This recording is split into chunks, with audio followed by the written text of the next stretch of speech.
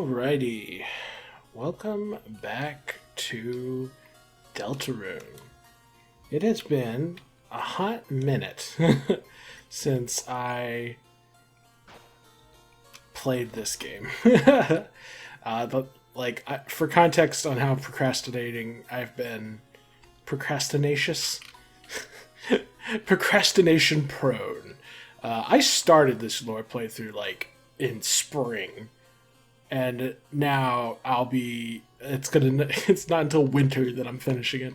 So yeah, it's pretty funny because there's points where people are I'm talking about how I'm feeling sick, and people are months, they don't realize it's been months since I was sick in the video, and they're like, oh, I hope you get better soon. I mean, I still very much appreciate it. But it's that's just the level of procrastination I am participating in. Fills you with a certain power. So yeah, I believe last time in the lore playthrough we did all the Spamton stuff, as evidenced by Ralsei has the deal maker now, which means we should be able to progress in the lore playthrough, and depending on how much my willpower endures, maybe even finish up this chapter. But we'll see about that.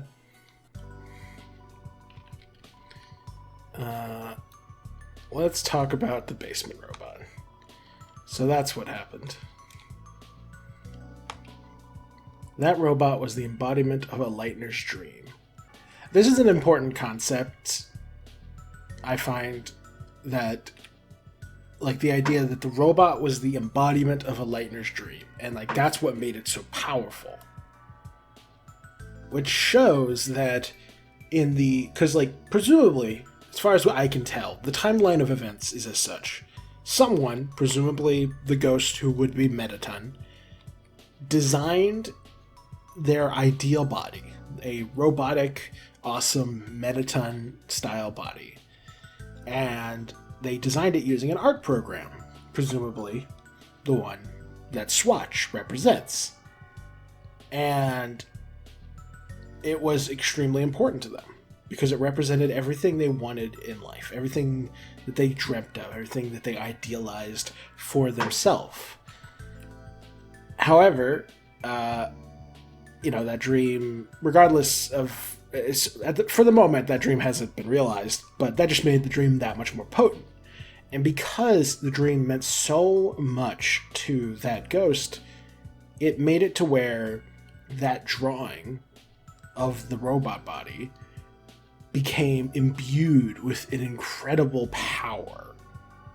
And that power became unleashed once a dark world was manifested. Or at least, so I guess the point I'm getting at is that this seems to prove that there's a mechanic in Deltarune where the hopes and dreams of Lightners can be directed towards an object, and that object becomes imbued with that hope and dream. And the more potent, the more passionate the hope or dream is, the more power is imbued into the object. Now, whether that effect could be accessed or tapped into in the light world or not remains to be seen, but at the very least, its power is made self-evident in the dark world. Things that had a great deal of hope and dreams put into them are much more potent and much more powerful. Presumably that's why Queen, as as a full-blown computer, is more powerful than the individual programs or the individual characters or, internet memorabilia that embody that are within the computer. Because people put a lot of hopes and dreams into their computers. I put a lot of hope and dreams into my computer. It means a lot to me. So it makes sense that Queen would end up very powerful because of that. And, you know, you could say that the kings in the card kingdom are that powerful because they're the most valuable card outside of, you know, depending on the card game, there's rules regarding aces and jokers, etc. But generally speaking, under normal rules or what have you, kings are the highest face card, the most valuable. And so, you know, there'd be the most positive emotions connected to getting a king, other than the Joker, of course. And of course that brings to Jevil, who's the most powerful of the cards, because, you know, he represents so much potential. Like, what card do you want to get more playing a card game? The king or the Joker? Obviously you want the Joker. You want the Joker more than any card. So that's interesting. And this mechanic seems pretty important, in my opinion. I'm not entirely sure what it is telling us, but I think this is hinting at a core mechanic of the Dark World, and potentially hinting at the nature of Darkness in general. I would guess that it's tied in with what Ralsei is, for one. What's interesting about Ralsei, though, is that he's not very powerful. Seemingly. I mean, he's on par with the Lightners. I suppose that makes him sort of powerful. Actually, yeah, maybe that's fair. Maybe I'm looking at it in too much of a stats-oriented thing, like Ralsei's health, magic, etc. It may not be as high as some of the enemies we fight, but at the end of the day, we win all these fights. As far as the lore is concerned, we are the most powerful force. The trio of Chris, Susie, and Ralsei. Spamton even says as much, where he's like, wow, maybe with your strength, you three could break your own chains. Or cut your own strings, as it were. So, maybe Ralsei is powerful. And he's powerful despite refusing to use offensive magic. So, like, if he actually chose to use offensive magic, he might be devastating. It's just not in his nature to do that.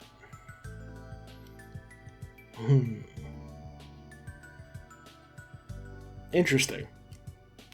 I mean, if you think about it, Lightners are viewed as gods by the Darkners. And if you're as powerful as a Lightner, I mean, isn't that the equivalent of being as powerful as a god? Potentially. Now, technically, we do end up canonically losing the fight to Giga Queen. So we're not at, like, you know, but it was a close fight, you know? Like, we barely lost. And Queen was only able to do that by very intelligently building a super huge mega robot, because she knew that her own personal power level was no match for 3 Lightners. So yeah, that's a mechanic that I think is worthy of our attention and worthy of our focus. And I think the fact that Spamton wanted the Neo robot so desperately, and then immediately after transitioned to wanting Chris's soul so badly, makes me think there's some connection there. Like, there's, like, presumably hopes and dreams are produced by souls. So maybe another way of looking at it is that when you put a lot of hopes and dreams into something, you're effectively imbuing it with soul power.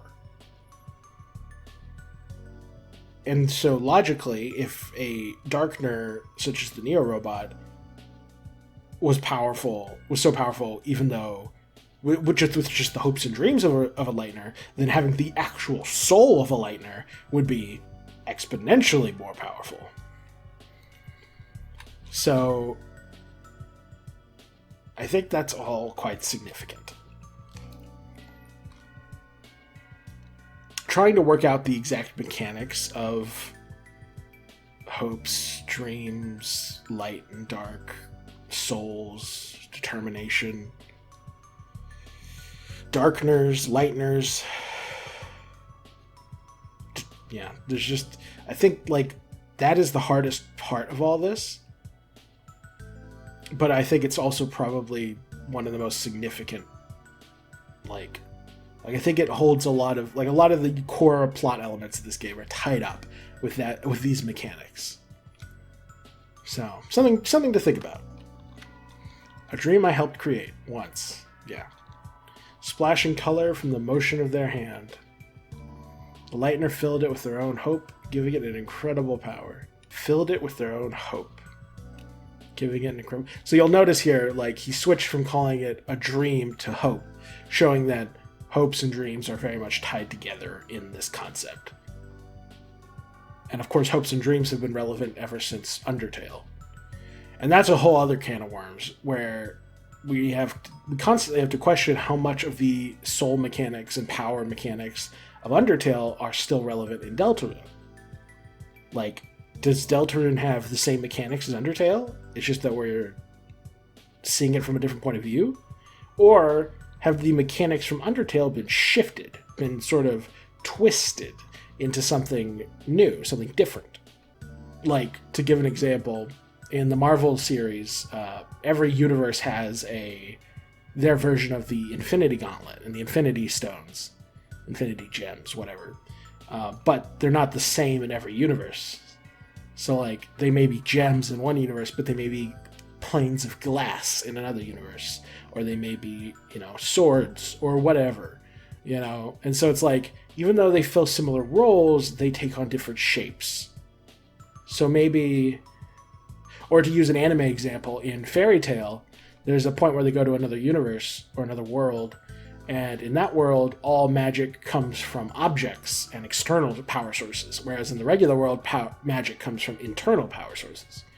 And so it's like they're both magic, but they're drawing it from slightly different places, which is interesting. So it could be that Undertale and Deltarune have a similar thing, where they have the same core concepts, but the exact laws of physics are manifesting differently. So, yeah. The lightener filled with their own hope, giving an incredible power. So hopes, dreams, plus object equal power. But in the end, nothing ever came of it. And it was left in the basement with the rest of the corrupted data. And this is interesting because are they implying, or is he implying that the Neo robot was corrupted data? And of course, this also raises the question, what is the deal with this corrupted data? Why is it corrupted? Who corrupted it? I can't help but assume it was Gaster, or whatever entity it was that Spamton is interacting with. Because presumably they're the ones who clued Spamton in to the existence of the Neo robot. So, that's interesting. But that crooked salesman, somehow he learned about the robot. Yeah, somehow. So, Swatch saying that makes it clear that it doesn't make sense for Spamton to know this. Meaning that when Swatch first designed the Neo robot with Mettaton, Spamton wasn't around yet. This was before Spamton came to Queen's Mansion. So, Spamton was a regular salesman still. Which means someone within knowledge told him about it. And presumably the only people who could know about it are Swatch and presumably the Queen, because she's his boss. But the way he says it somehow suggests it doesn't really make sense. And that makes me think that it was probably Gaster who told. Or, whoever the mysterious entity is, Jeff, told Spamton. And though he could use its power to fulfill his own twisted dreams... Yeah. What a pity. Oh, and thought he could use the power to fulfill his own twisted dreams. What a pity. To think he was once a valued customer. Okay.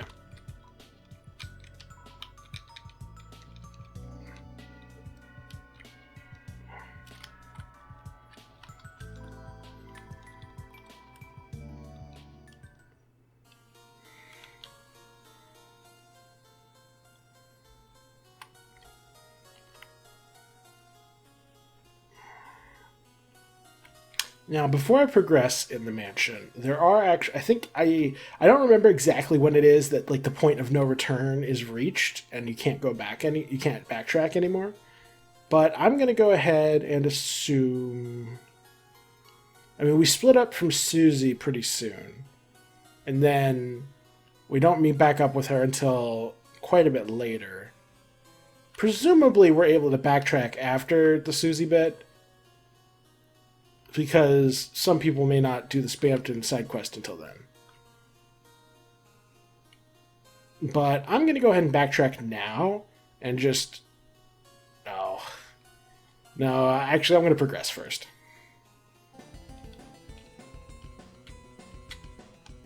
A butler chasing a cat.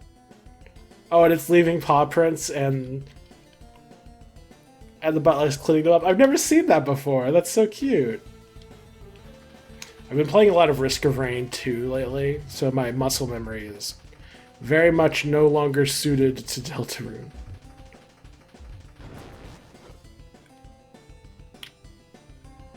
You know, I wasn't really paying attention, but like, man, this mansion is tall.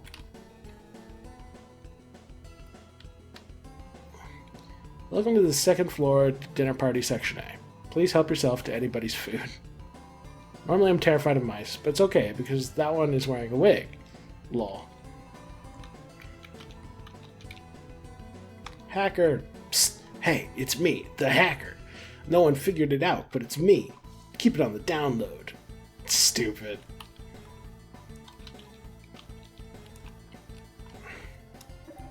A mouse. This guy keeps telling everyone at the party he's a hacker. I don't know what to do with this information. That's hilarious. And I actually remembered ranking these character designs, and like only then did I finally find out what these things are. Well, these guys are yes men. Yeah. Queen is right. Send a report. Send a report. Couldn't agree more. Send a report. Check mark. I forget exactly what this guy is. Let me check. Yeah, they're just called a wig robot.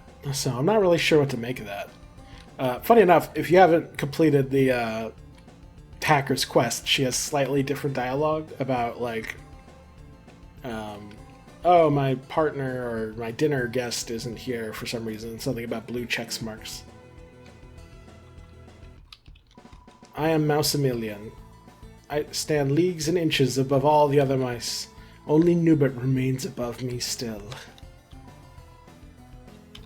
That's hilarious. A wig. Nubert's moving up in the world. Hilarious.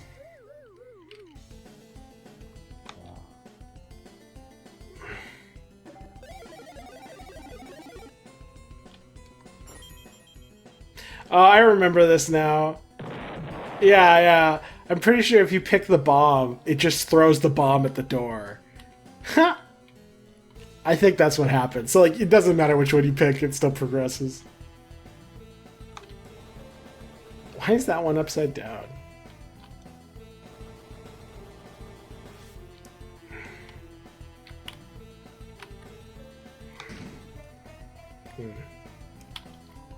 Shortcut to the first floor. Yeah, okay. I'm gonna try getting anything but the key. Oh, okay. Oh, never mind. Oh. That's funny. Interesting. Okay. I thought the bomb got thrown at the door, but I am mistaken.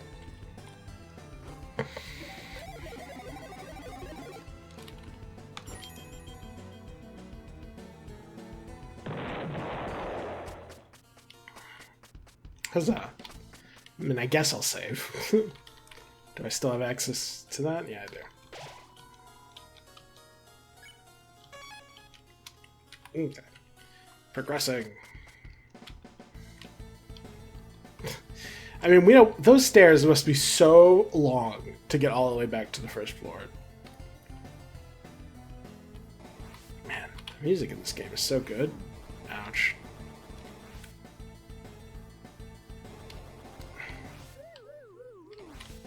I love that the paintings laugh.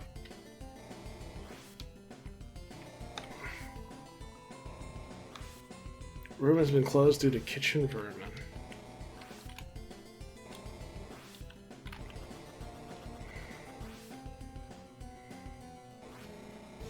It's a symmetrical room.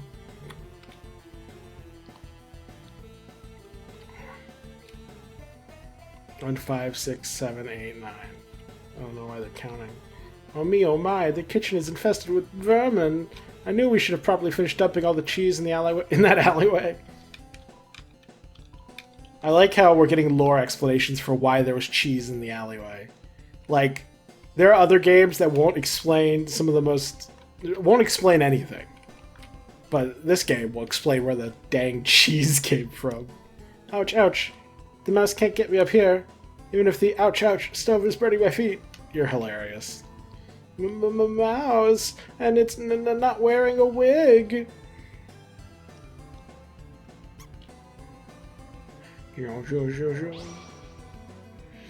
They formed the Mousezord.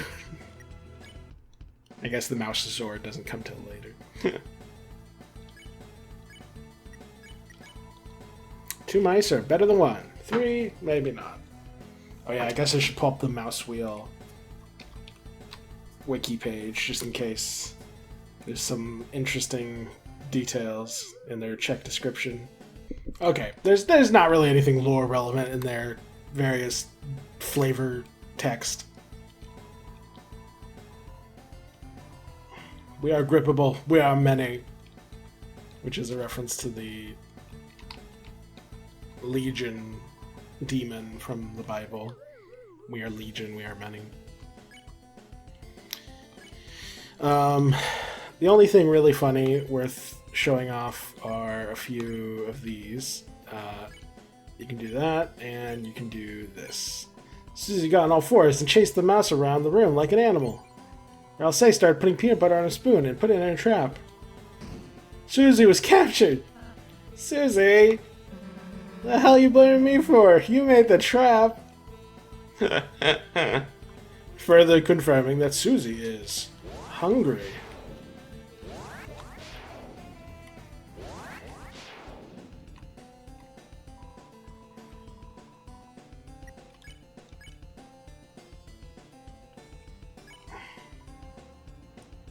Oh god, there's so many mice. Nice. I'm no cheater, it's just cheese.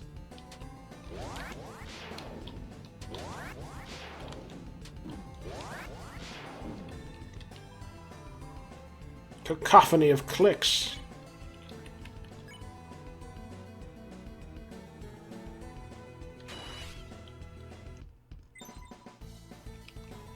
I'm no cheater, it's just cheese.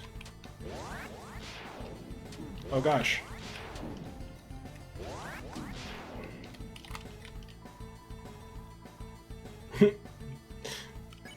Which is actually probably another Christmas reference, now that I think about it. And Christmas is super relevant because December, Noel, holiday, etc. So, further evidence that this world has been very Noel flavored for some reason.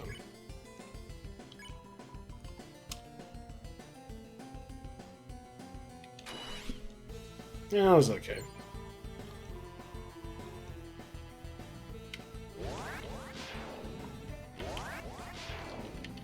Okay, this is one of the easier ones. Oh.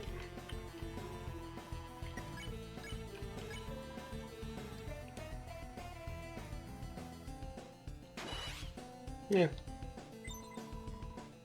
Yay!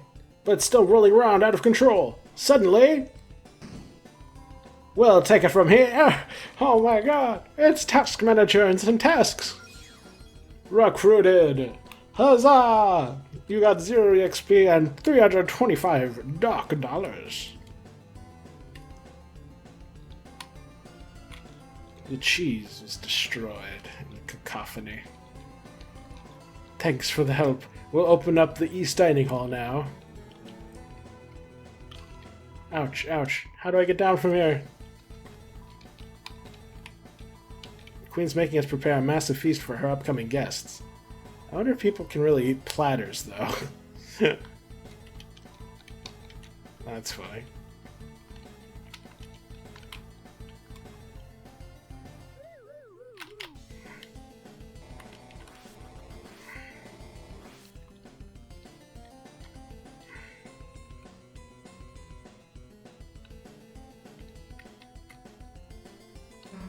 It's locked. What's in this giant empty room, anyway? Welcome to my extravagant dining bonanza. Only one of these delicious platters has the key. I'm sure searching will be an addicting game of chance. How are we going to search all these?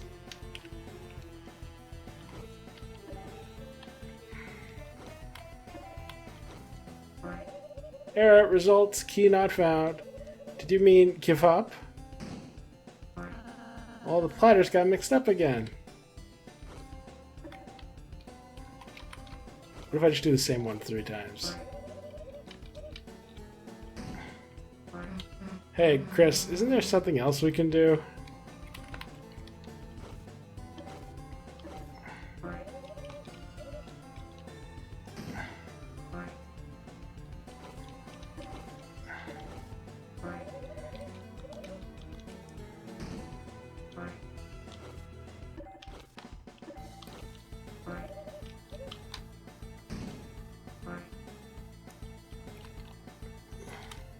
Door is locked.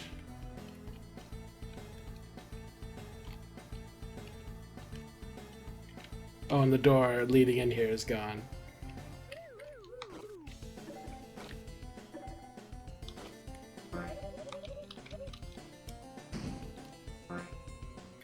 Changes the annoying dog's location.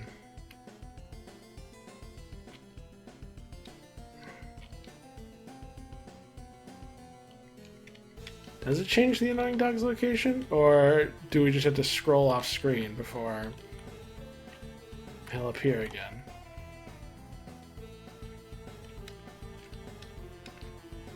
Or did Toby not plan for someone to do this sort of thing?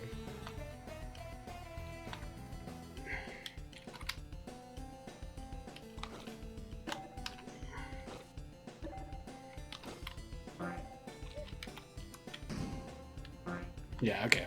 Now that we reset it from up there, I bet the dog will be down here, yeah. That's funny. So it can only appear down here. So if you reset while standing down within eyeshot of it, it doesn't actually spawn. That's hilarious. Hey, there's something under this one. Don't try to run away, you little... Hey, wait a second!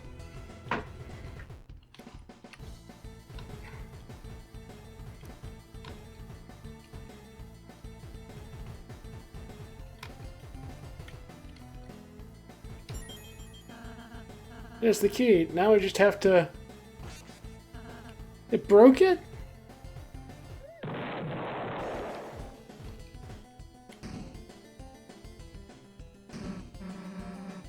Haha, was that awesome or what? Maybe minus the blatant destruction. Let's go, Chris. We're almost at the 3rd floor.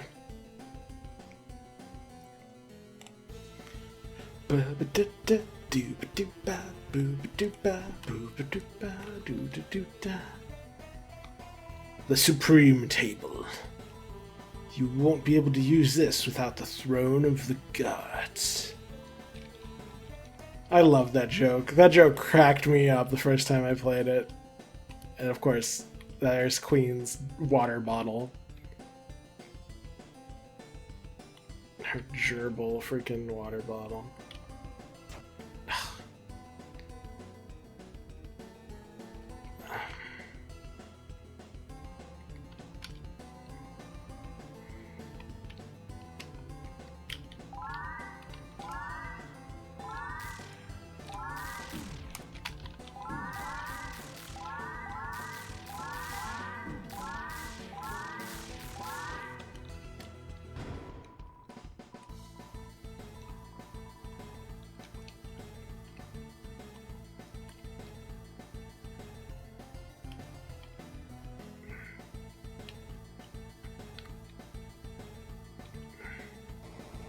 Man, I really need to go to a save point. We are low on health. And there's Giga Queen.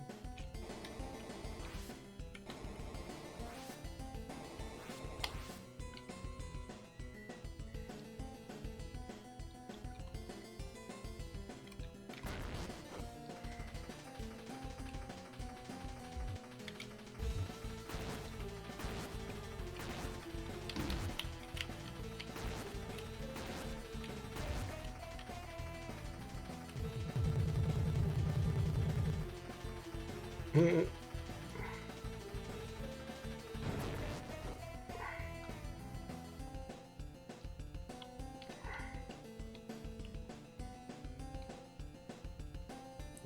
Important lore room. The night created the fountain and this world. So this is confirming that this world, the like dark worlds, don't exist before the fountains do.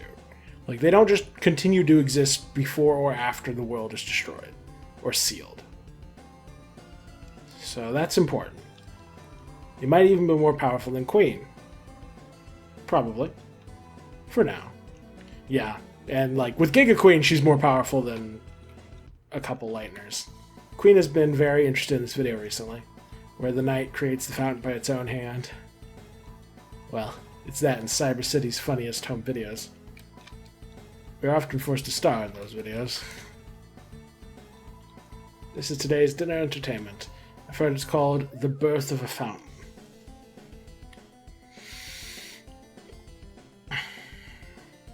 I wonder if it's just poetic, describing the creation of a dark fountain as a birth, or if they're alive somehow. What an elegant name. How elegant.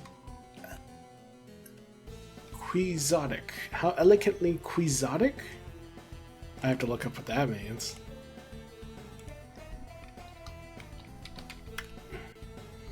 Exceedingly idealistic. Also unrealistic and impractical. Yeah, that's funny. It's a video of someone creating a strange pillar of smoke. There's so much smoke, it's hard to tell who it is. Interesting. I think the game progresses about preventing backtracking. Okay. Can I go back this way? Yeah, okay. I don't want my backtracking prevented. Thank you very much. Oh no! I can't backtrack! Okay, I double checked, and yeah, no, you just can't, you can't backtrack at this point, but you can backtrack later, after Susie rejoins the party, so we'll be combat-free for a little bit. Chris, Susan, glad to see you arrived unwounded. We are actually pretty damaged, but whatever. Now, let us hasten. Through here is a secret passageway to the roof. There we can rescue-fy Lady Noelle. I don't know how many times I've watched playthroughs of this and played it myself, but I do not remember you speaking this stupidly. Like, this is the most annoying dialogue. In rescue-fy. Okay. Let's go, Chris. Oh, Chris, you and your lackey distract Queen.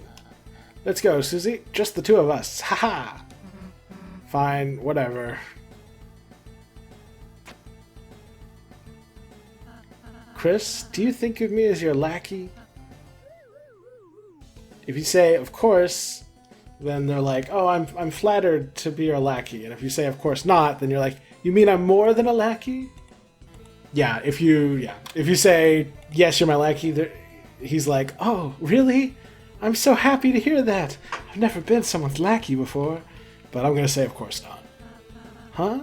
You mean, you think of me as more than a lackey? Yes, Ralsei. Susie has gone into a book hole with Berly. You are filled with the power of book holes. What a terrible thing to say. Wait. Recruits. Oh, I guess I've recruited everybody. Interesting. I'll go over their recruit stuff when I get to the castle town. Yeah, no, we've already covered that. And this is keeping us from backtracking for the moment.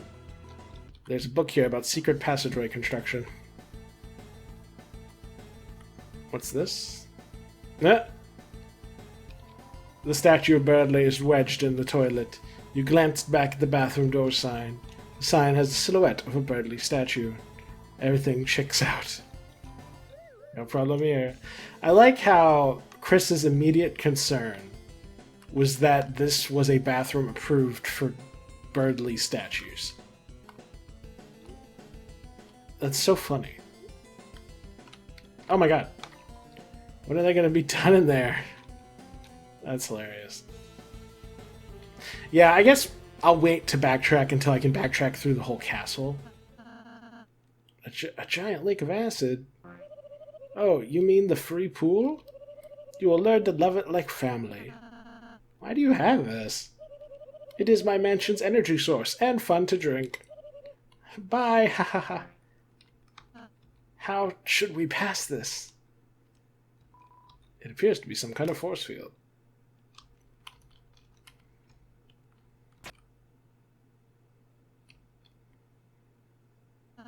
I suppose this works. And this song is called The Acid Tunnel of Love, which not only continues the carnival theme in the Cyber City, but also having Ralsei and Chris go on a tunnel of love is pretty funny. And I'm not entirely sure what to make of that. Like, lore-wise, this seems to be... And yeah, like, when Ralsei blushing when you stand close to them. I mean, this is not subtext at this point, really. I mean,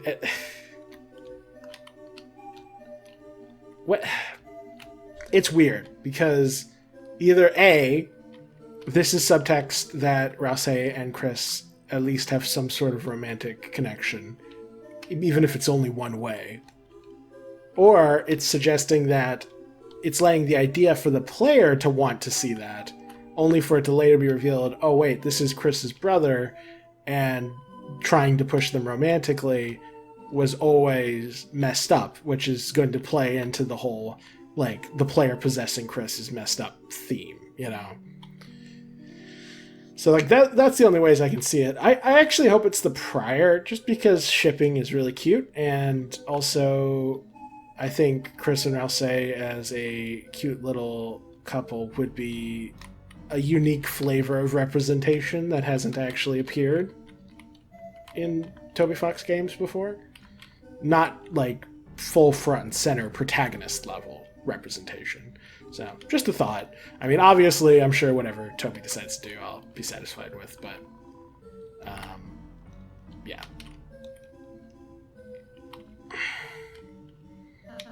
Now I have to think of some way to distract Queen. Oh, wow, I'm so distracted right now. I don't think you actually get anything for turning all the houses blue. What are these little houses? Just tropical villas for my guest. Isn't that thoughtful? It kind of reminds me... How would anybody fit inside? It reminds me of, like, a Final Fantasy Shrink from the Acid. Chris, get the banana.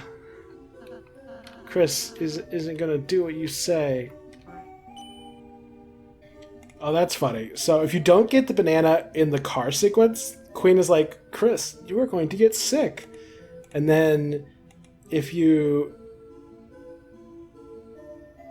don't get the banana in this section, Queen says, fools, I wanted you to avoid it. Now you will become potassium deficient. So that's funny. I'm gonna get the banana, though. That's okay, Chris. It's good for you. But yeah, these little islands, the trees, and the oversized houses and kingdoms and castles, they're very reminiscent of, like, Final Fantasy overworlds.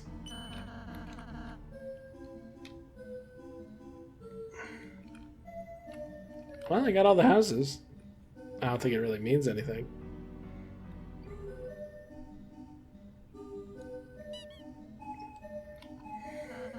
Huh? There's something blocking the way. Maybe we can find some way to get rid of this. Looks like a certain bird is having a riot on the Acid River. Lamau. That's a callback to Queen's threat to Berly. That's so funny. Because it means that Berly was never in danger. Queen was just pretending to threaten. Whereas later, when Queen gets close to the Dark Fountain, she starts threatening much more seriously. So take that how you will.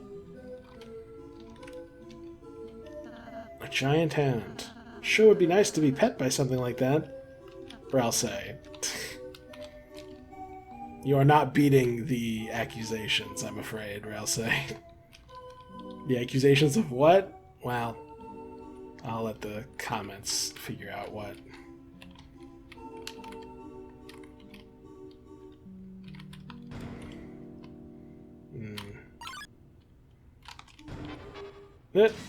I was unable to avoid them.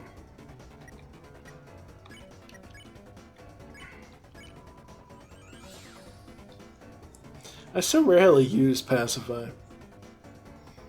Also, technically, you can spare enemies just by spamming the spare button. Like, it increases their spare meter when you spare them unsuccessfully. So that's funny.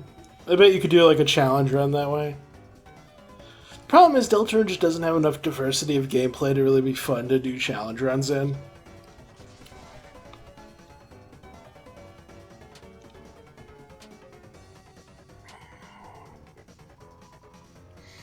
Smells like ozone.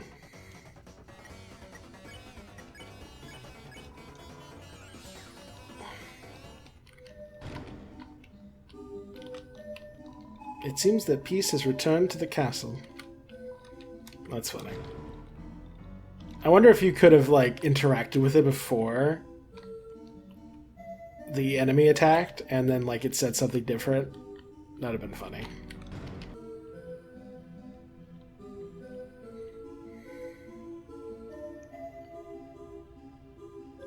Nope. It's the queen part of the Berly statue. She got dumped in the Acid River.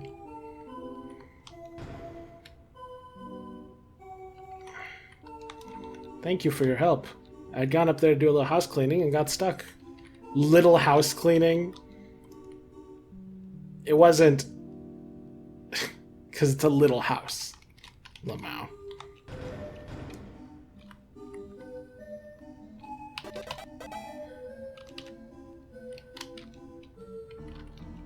Oh. It just spawns a vase.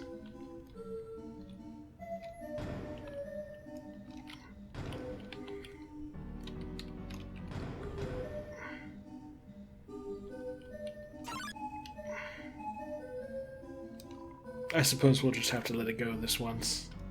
Thank you, Mr. Butler.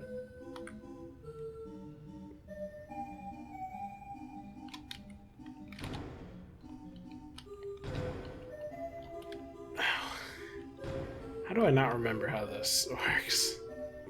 Okay, progressing.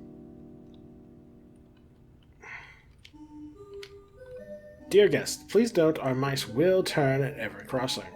Our vermin have been specially handpicked for higher turning. Enjoy. That's funny. Oh yeah, like, you can't get the chests. So just, like, the mouse could get the chests. So if it does that, it'll go down.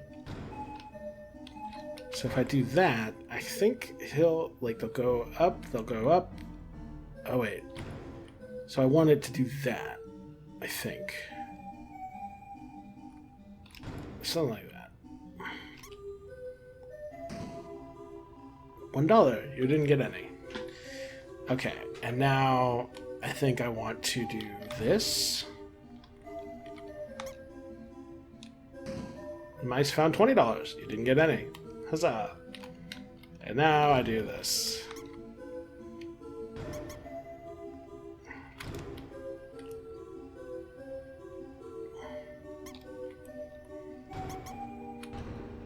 Huzzah.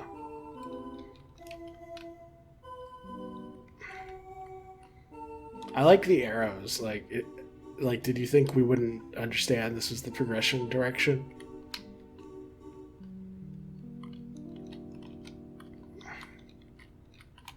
It's a hand.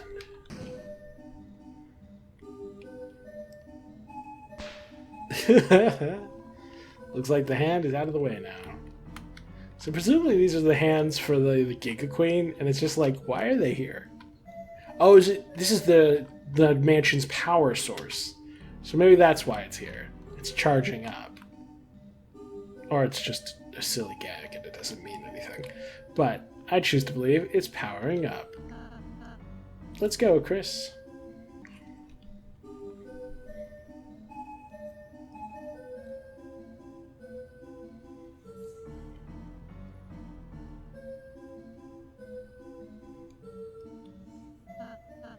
Chris. Hey, Chris. Is it strange to say it's nice spending time alone with you like this? I mean, I feel the same, or it's strange. So yeah, I was just double checking to see what the results are if you choose different ways. It doesn't really make much difference. If you say it's strange, Ralsei is like, it tries to play it off like, I was making a joke, I was being sarcastic, but obviously I'm not going to do that. I'm happy hearing you say that, Chris. When we first met, I was so nervous about first impressions. I even hid my face so you wouldn't see. How do I even be a friend? Yeah, which I think leads into my theory that Ralsei... I don't think Ralsei is literally Asriel, in the sense that, like, I don't think he views himself as Asriel. I think he views himself as a new person. And while he may understand who Asriel was, and may use that as a guide point, or, you know, a guiding light regarding how to be a good person, he's ultimately trying to figure out what it even means to be a person. I don't think Ralsei is that old. I think he's been kind of brought into existence relatively recently, and he's still trying to figure out who he is. He very much comes across as someone who has a role that he's been filling, but he hasn't necessarily had much time to think about who he is outside of that role. Maybe his role as a prince, his role as a guide, whatever. So he's still trying to figure all that out, and while he wants to be friends with Chris and Susie, he doesn't really know how to do that, and he doesn't really know who he is. So he's just been generically nice because he hasn't figured out if, like, what kind of person he is, what kind of man he is. All I have to do is be nice, is what I thought. Yeah. But I'm starting to realize being friends is more than that, isn't it? Yeah. Susie, sometimes she isn't nice at all. She's selfish, she's rude, she's sarcastic. But isn't it wonderful that she's her? Is what I started thinking today. Yeah. So Ralsei is starting to realize that just because someone isn't the goody two-shoes perfect, quote-unquote, good guy or hero, doesn't mean they're without worth or without beauty in their own right. And of course, Chris, it's nice that you are you. And that's funny, because Chris is very much more than one person at the moment. It's nice that Ralsei is Ralsei. Yeah, if you choose ... Ralsei is like, haha, it's so you-like to be silent right now. And he says, I guess I like you-like things. So, you know, further emphasizing how much Ralsei really likes Chris. However, I find the other option more interesting. Huh? No one's ever said that to me before. I mean, everything's a first for me. Yeah, he's never done anything before. But hearing it from you, it means a lot. Hearing some nice things from Chris means a lot to Ralsei. I just wonder what being Ralsei like even is. Yeah, he's still trying to figure it out himself. Now, there's also some cut dialogue that didn't get into the final game, but presumably was in the files that people found. And it had to do with, like, who you gave the toy to, and basically Ralsei asks Chris, what are you thinking about?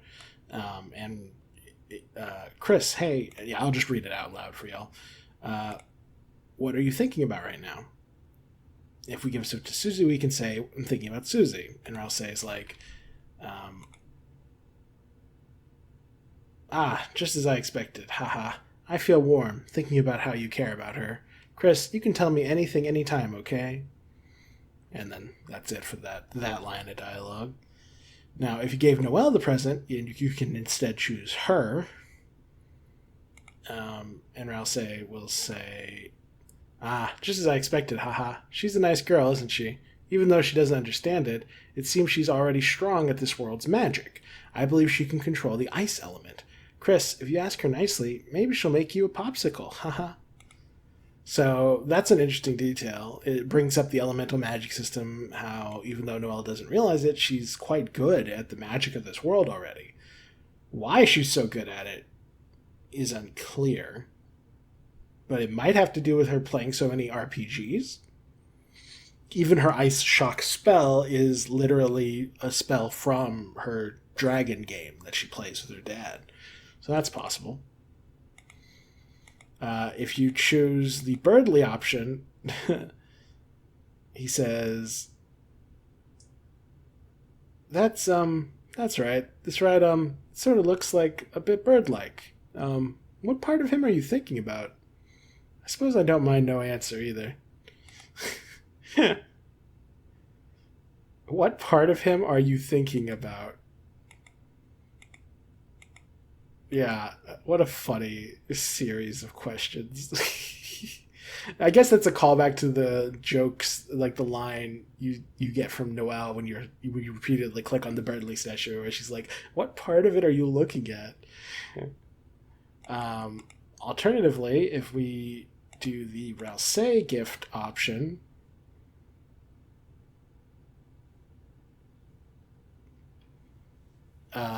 nothing happens.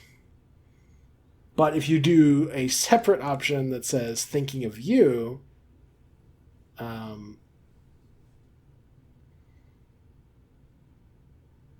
he's like, huh?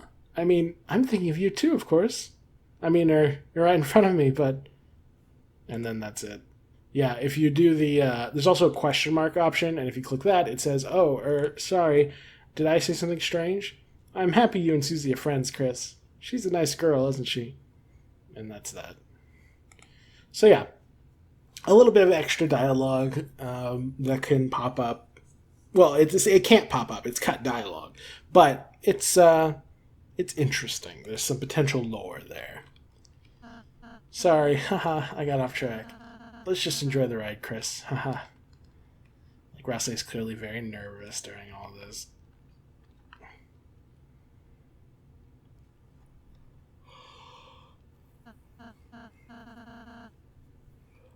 Wow, Chris, look at all those houses. I wonder what'll happen if we change their color. Thou'st worms, reallyst thoughtest. Thou'st had seeneth the lastest of me.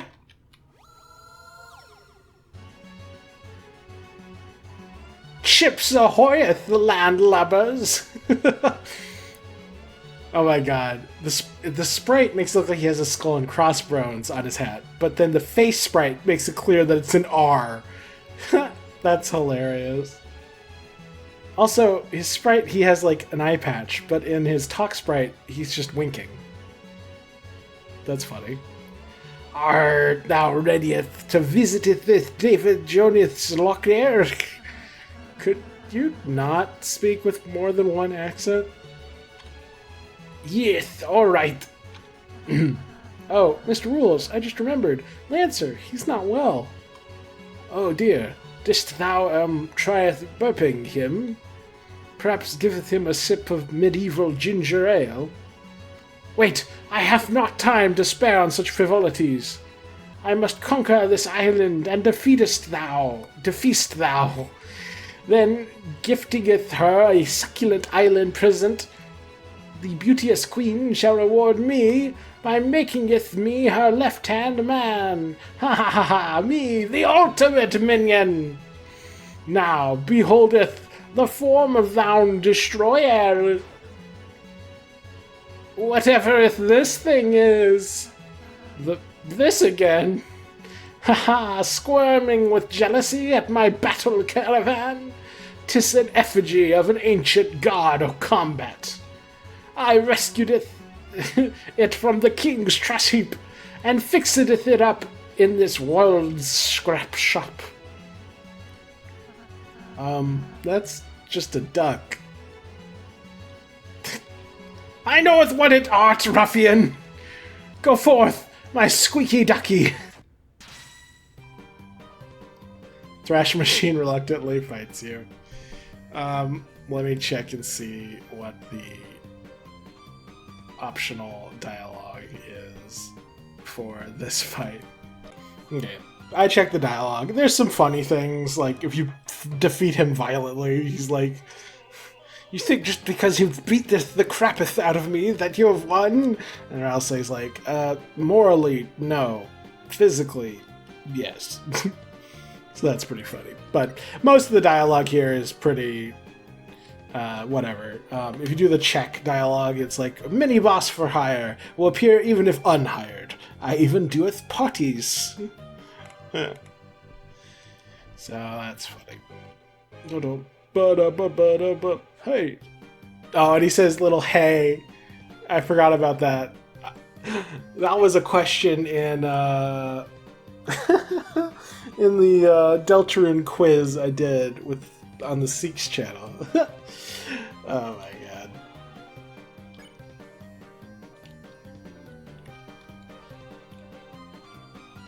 Swan is lacking structural support. Can't build on acid. Too far from own territory. It seems to be in love with your swan. Thou'st admiredest moi? Hilarious.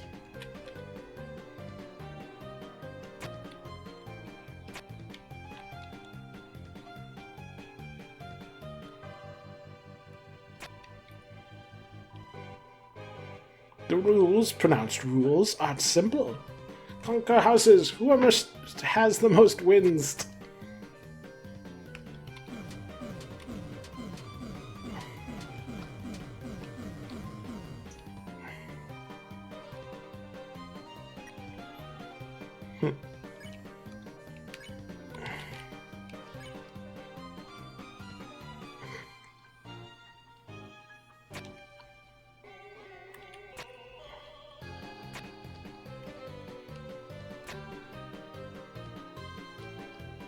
Soon victory will be mineth, and Queen will maketh me her left-hand man. I'm pretty sure it's over already. Incredible. Your city is lacking crime.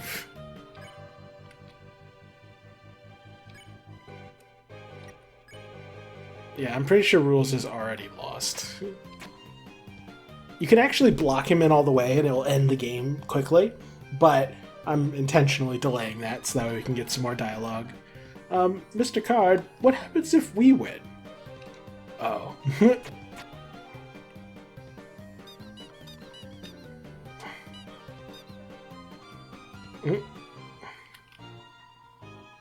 Lacking parks.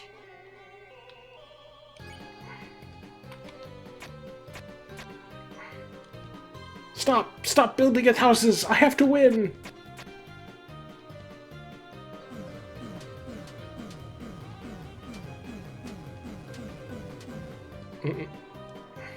Smells like a model house set.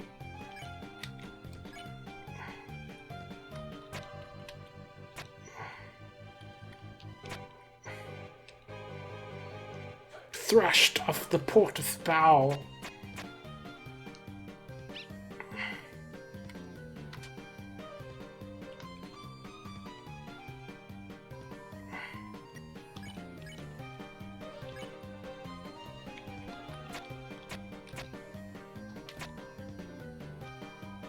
Fly, mein ducky, fly! Yeah. It seems the game has been overed. What? How dost thou have borne houses? Cut the battle! You won! Ha ha ha. So thou hast triumphed. Not that plump duck art, but the appetizement. Watch your growing and huge destruction. Yeah. Behold, worms, the real power of Rules Card. God.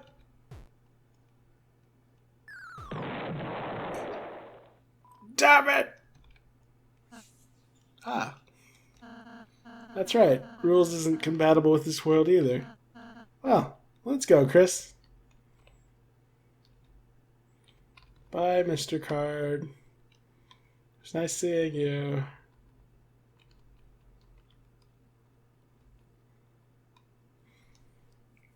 Okay, so there's several different options here as well. Looks like the ride's almost over, Chris. Oh, there's a camera. Should we pose? So there's 4 different options here. One of them is you don't take a photo. You know, it's kind of boring. Nothing special happens. However, for the other 3, you do different poses, and you can come back to this area later to look at the photo, and Ralsei and Susie will give different reactions. They're all very funny and cute. Yeah, they're all pretty funny and cute. Obviously, my personal favorite ones are the Hug Ralsei one and Rude Gesture one. If you do the peace sign one, you can come back later, and Ralsei is the only one who comments on the photo and is like, "Oh, you look good in this one, Chris," which is funny since the photo is taking a picture of Chris and Ralsei from behind. So, I guess Ralsei's flattering Chris's back? Take that how you will. Now, of course, if you do the Hug Ralsei one and you come back later, then it's pretty cute. But if you do the Rude Gesture one, Ralsei is like, "Oh my god," but then Susie's like, "Haha, awesome, Chris."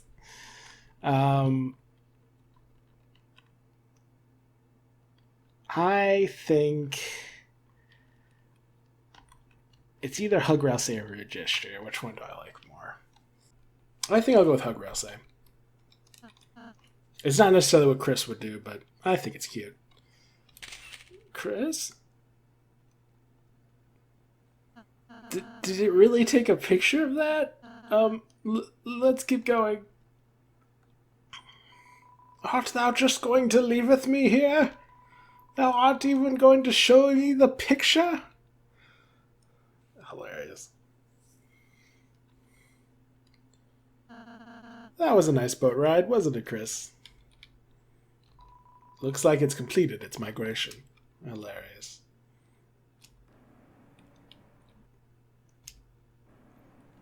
Howling winds. Chris, are you wondering how Susie is doing right now? And here's another one of Ralsei's iconic, let's fade to black and observe Susie and whatever she's up to. And it's extremely unclear how this works or if Ralsei can observe. I don't think Ralsei can see what's happening. Well, it's weird because in the Snowgrave route, when you do this, Ralsei's like, wait, what happened with you and Noelle? And normally he doesn't do that, which could imply that Ralsei is somehow able to observe what the soul is observing during that time period, what the player is observing. So that's interesting. His powers are undefined.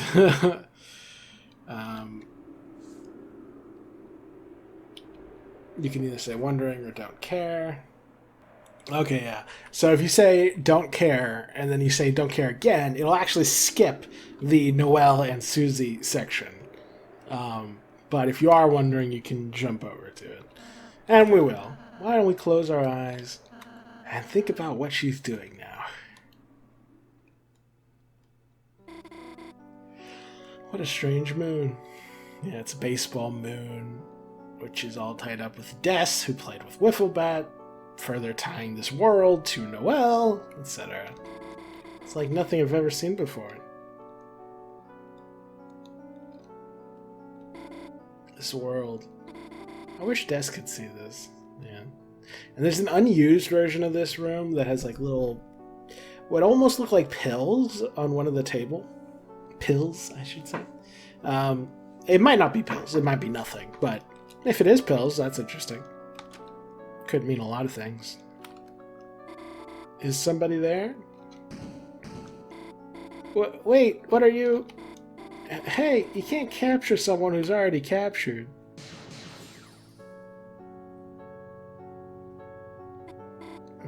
Susie? You saved me? Now, what's interesting is you could theorize that everything we're seeing here isn't canon, and that, like, this is just what Chris and Ralsei are imagining is happening. But the room is identical to how it actually looks when we go there physically, which suggests that what we are seeing is real. Don't get used to it. Okay, I won't.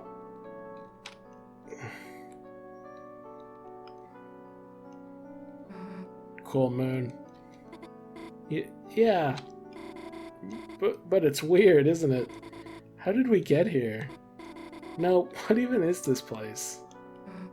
It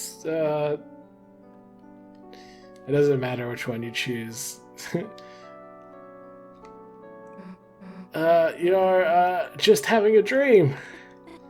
Huh? Oh, that's right. Right. If you're here, it must be a dream. Noelle. I mean, the real Susie probably wouldn't save me, wouldn't she? Interesting. She probably doesn't care about me at all. Huh? Why would you, think that? She doesn't care about anybody. Well, fair, but... Did you ever wonder why Susie never picked on you? Sigh. All the time. God, Noelle's one of the thirstiest characters I've ever seen. It's hilarious. Maybe it's because when she first came to class, you lent her one of your pencils. Like a dumb candy cane looking one or something. And even though it didn't actually taste like candy, she remembered your smile and decided to spare you, you know? That's really specific. Yeah, well, wait, did you say you ate the pencil? I mean, look! Hey, so do you dream about me a lot? Well, time for me to get back to my project. Okay, Susie, hit me with your axe and wake me up. Wait, no, I can't do that. Huh? Why not? It's just a dream, so... I mean, didn't you want to, hang out some more? I guess Berly can wait a little longer. Alright, let's get out of here then. All we gotta do is head to the right over to this, over here on this, heart-covered Ferris wheel. And what this more or less suggests to me is that Queen deliberately let all this play out. Like, she sent those minions so Susie could defeat them. She left this Ferris wheel here for Susie and Noelle to ride on, because Queen's all about giving Noelle everything she wants, and this is in service of that. Like, she recaptures Noelle immediately, so clearly Queen was aware of all this.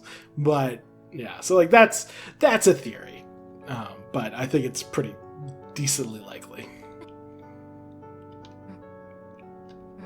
What's the goddamn holdup? Get on already! Sorry.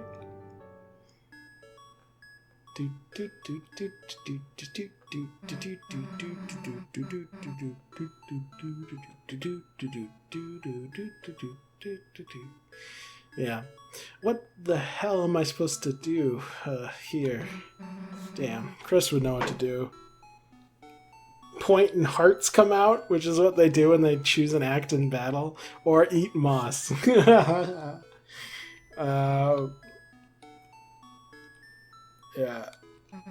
Actually, maybe Chris wouldn't know what to do. So, Ferris wheels, huh? Kind of makes you wonder what car they were built for. It's different than riding one with Chris. The hell's wrong? You scared of heights?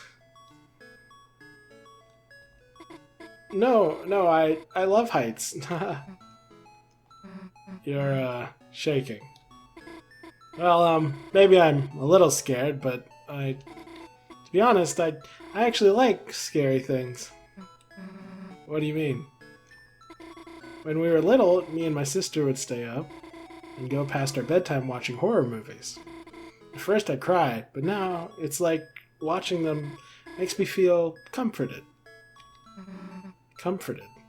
I guess I do like slime and blood. It's scary, but I can just turn it off, right?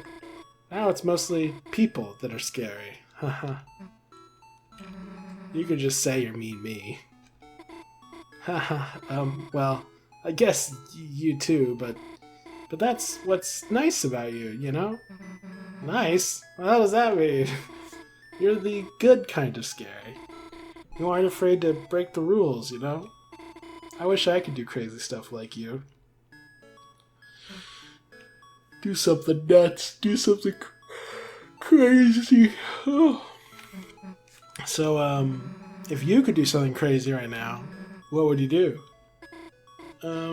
Well, I'd jump out the window.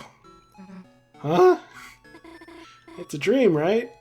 I'd grow big angel wings and fly as far as I can, gazing back at it all. She wants to run away from her problems. Another line comparing her to the angel, which is interesting. Skyline shining like holiday lights. That's kind of beautiful. Wait, you wouldn't seriously jump out, would you? Haha, no promises. Susie? That's what we call a red flag. What do you think looking out there? Me? Say something romantic. Say something cool. Seeing everything small makes me feel like, if I was Susie Zilla or something, I could wreck the whole city. Susie. What? Is being Susie Zilla something you think about a lot? Like... No, I just made it up now. Does your tail always do that when you lie? Hey, don't look at that! I don't have a tail. It's part of your dream. Oh, right. Sorry. Guess I'll just have to check in real life, too. Hey, don't! Susie, everything okay? Look, I just don't like people knowing about it.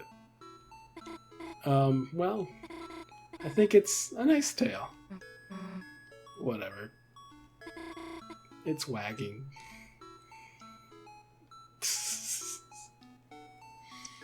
It's interesting, because, like, why would Susie not like people knowing she has a tail?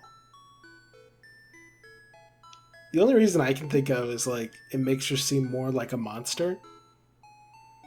And she doesn't really like being seen as a monster. Kind of like a parallel to Chris, who's, like, raised in a monster city and wishes they were a monster. Like, Susie may have been raised in a human city and wishes she was a human. Or she might be part human, part monster, in which case she's resentful of her monster half. Maybe her dad, who has been implied to be a less than quality individual, maybe he is the monster in the family, and so she resents her monster half because it's affiliation with him. Interesting possibilities. You stopped shaking. Guess I got comfortable. Me too. Very sweet. Well, that wasn't too bad. Yeah. Sigh. If only I could dream like this every day. Maybe it doesn't have to be a dream, you know?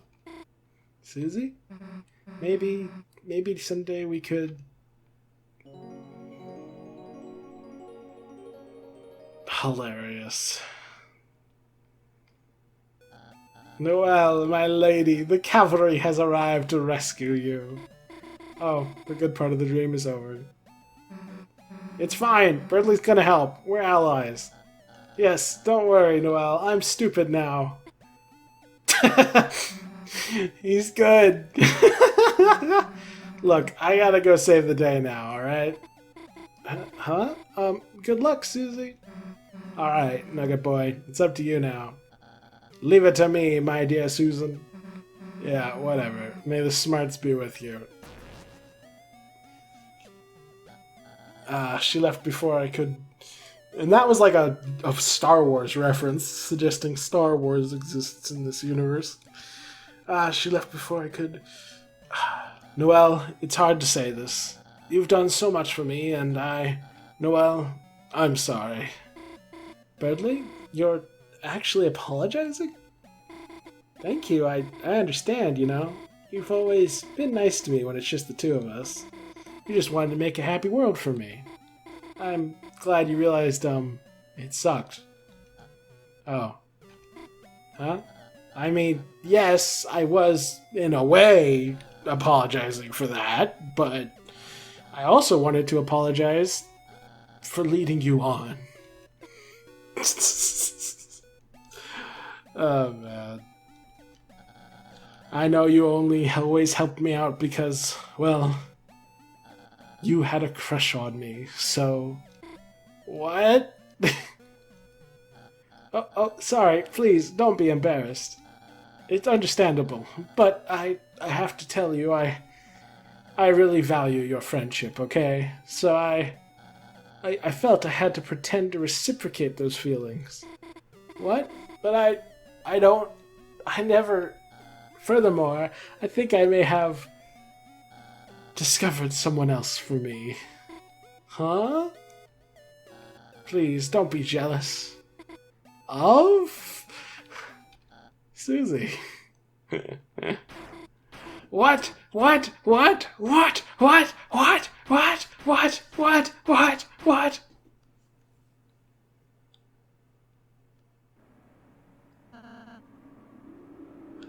So that's why. Geronimo! Yeah, so that seems to imply that Susie, or Chris and Ralsei were having a conversation prior, like during the cutscene, so that's interesting. Ha, miss me? Of course not! Just kidding, that was sarcasm, I missed you. Man, we gotta work on your delivery. Anyways, let's go. Before we go, yeah, if we come over here and talk to this guy, I was fishing for lost pottery in the acid when I found this photo. Please take a look. It sure is a nice photo. Susie, do you want it for your room? The hell would I want this for? Yeah, very cute. Everyone is together, but the wind blows coldly. You are filled with a certain power. Okay. I think that's enough for this recording session. I'll be back at a later date to continue with this lore playthrough.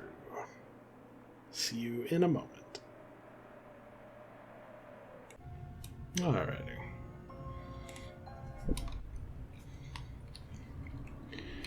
Alright. Back for another recording session. Last time we did the Acid Tunnel of Love and watched the Susie and Noelle cutscene. This time we will progress elsewhere.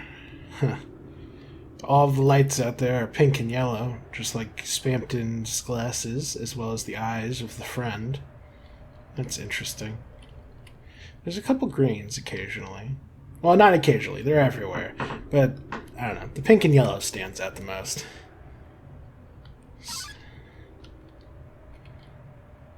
Man, that guy really wanted to fight. Guess we'll fight him. Where wire strongly blocks the way. Let's see what we're looking at here. Okay, yeah, as far as flavor text is concerned, the Where Wire doesn't really have much of anything of note, outside of one exception, which is the check. So let me do that. Where Wire. It absorbed the wire and became stronger. Be careful. Oh, that's not the dialogue I wanted.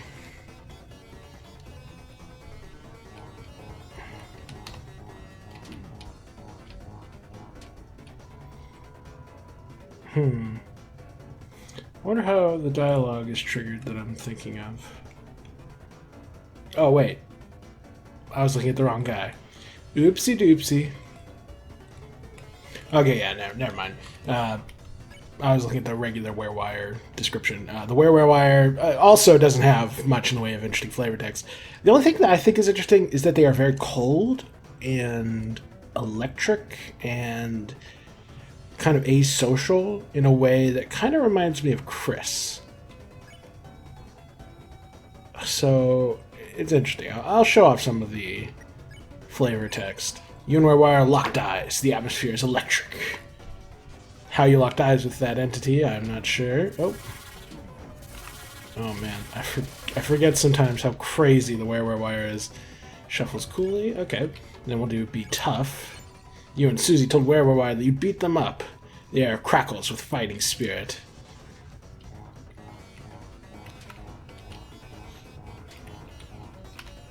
Easy peasy. WereWire pretends to ignore you. Be sweet. You and Ralsei whispered sweetly to WereWire. It pretended not to care, but acts became more effective.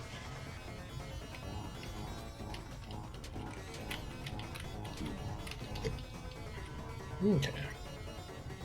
Now I will do Susie's action and Ralsei's action. Susie laughed. Ralsei winks demurely.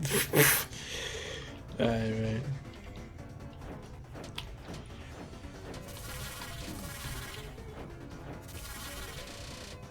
Easy peasy. Smells like a lightning strike. Yeah, and that's pretty much it. There's not a lot going on here. Outside of some potential thematic ties.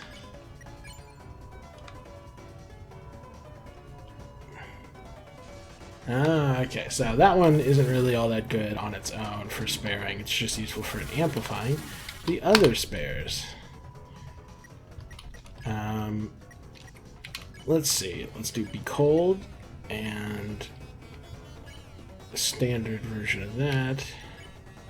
And you can heal Susie. You watched coldly. Susie laughed. I'll say cast Heal Prayer. Oh man. Oh jeez. Ralsei, no! Jeez, he hits like a truck. WereWire's wire is loose. Well, it would be. Ultimate heal. Wow, that was pathetic.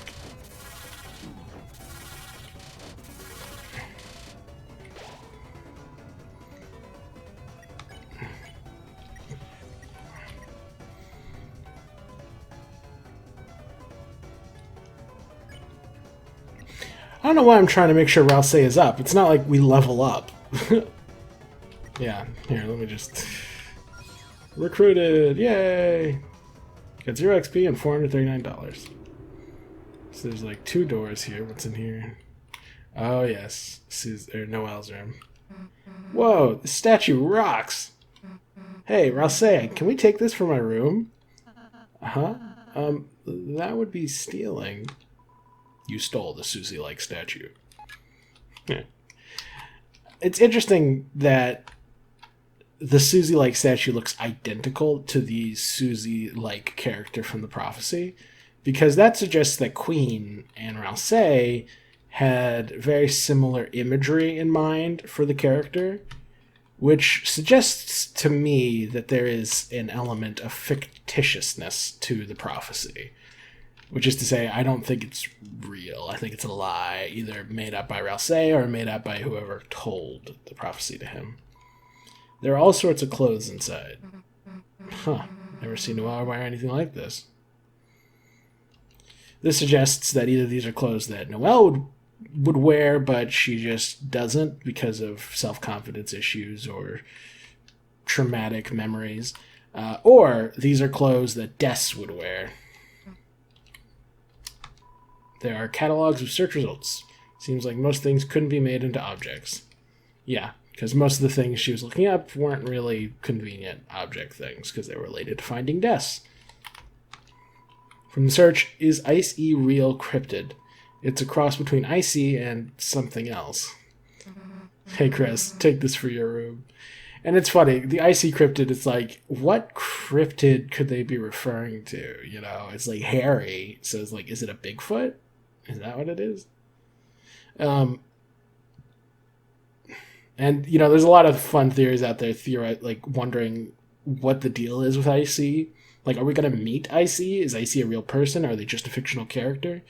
I'm inclined to think they're just a fictional character, as evidenced by the doodle of them being made by the crossword lady in Undertale.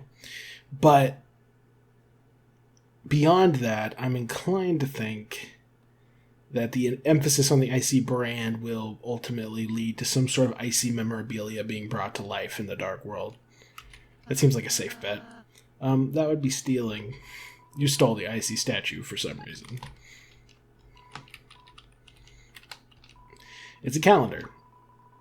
Every page is the last month. Every day is the 25th. December 5th, 20th. So that's, December holiday. She was looking up December holiday as a name, but the only result she would get was Christmas, because obviously that's the holiday of December. Interesting.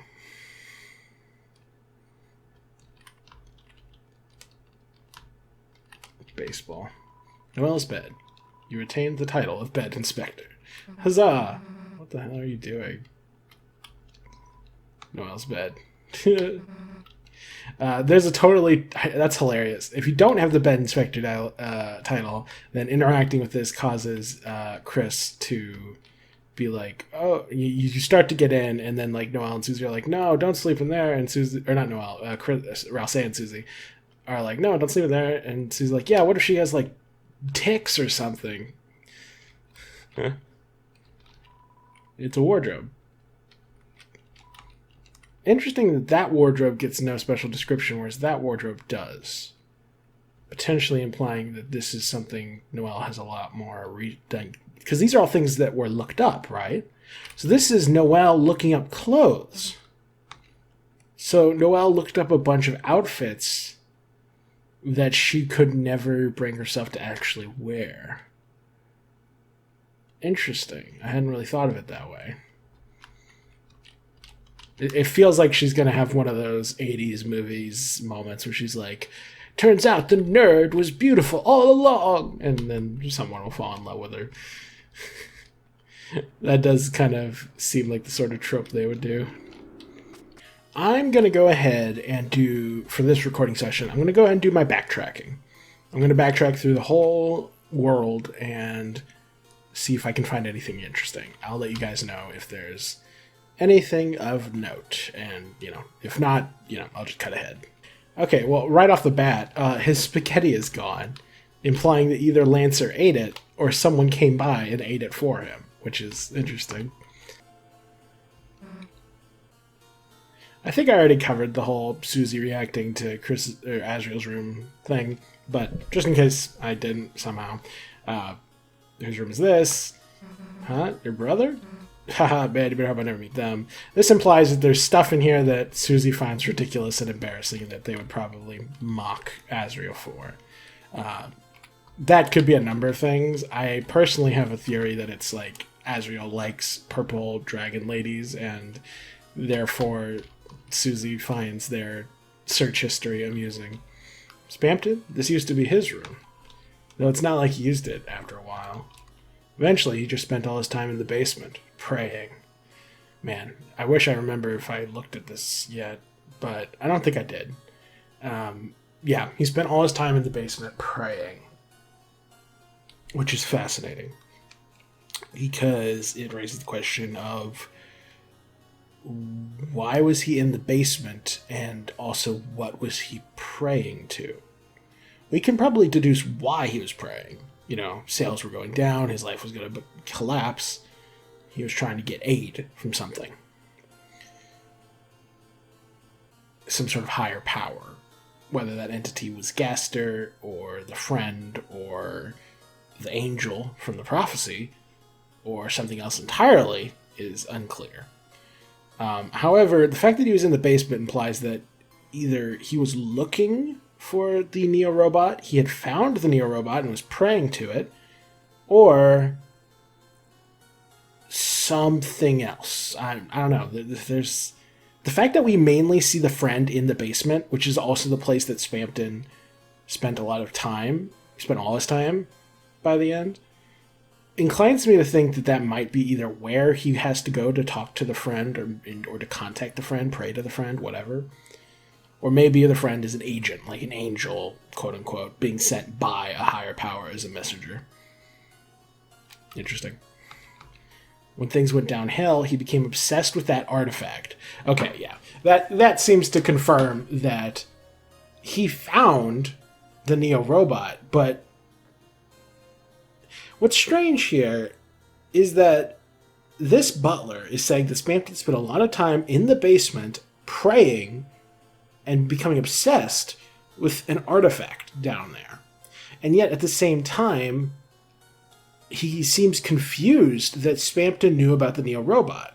Or not this guy, but Swatch was confused that Spamton found out about the Neo-Robot. Which seems to potentially suggest that whatever artifact he was interacting with may have not been the Neo-Robot?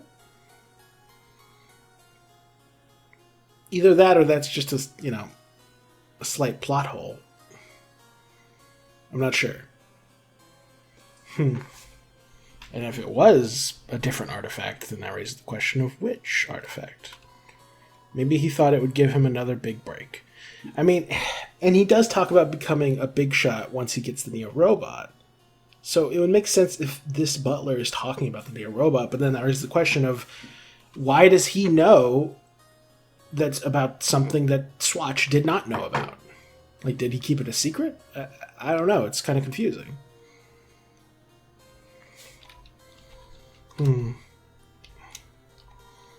Did you enjoy your room?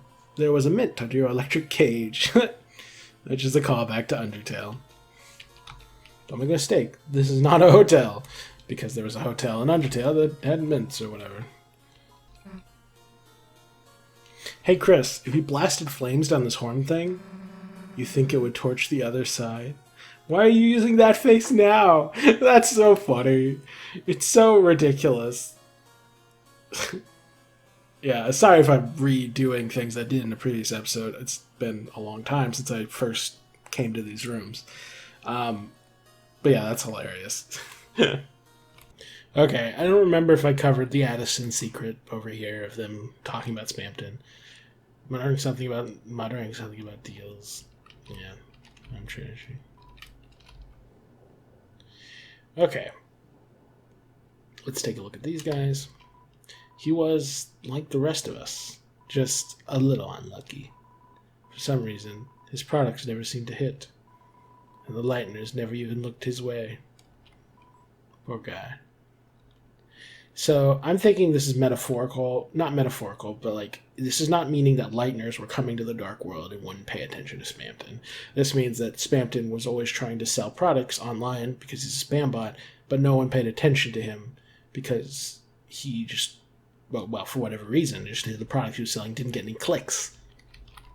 Night after night, when we all went to the same cyber grill, he'd shoot his mouth about making it big someday. You just watch. Someday, I'm going to be a big shot.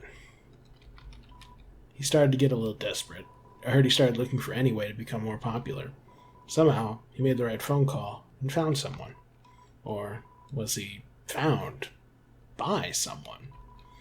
They must have been helping him, because suddenly, he was on the phone all the time. Suddenly, he got really good at his job. The clicks started piling up. What? What did he do? Why did he deserve this? We were all so jealous of him. We stopped going out with him. I mean, wasn't he a big shot? He didn't need us anymore, did he? Even so, he only got more and more successful. He moved into a luxurious room in the Queen's mansion. He started bragging about big TV deals, big cars, big commercials. But then things started to crack. It seemed like whatever was helping him disappeared. His sales dropped to 0, and everything came crashing down.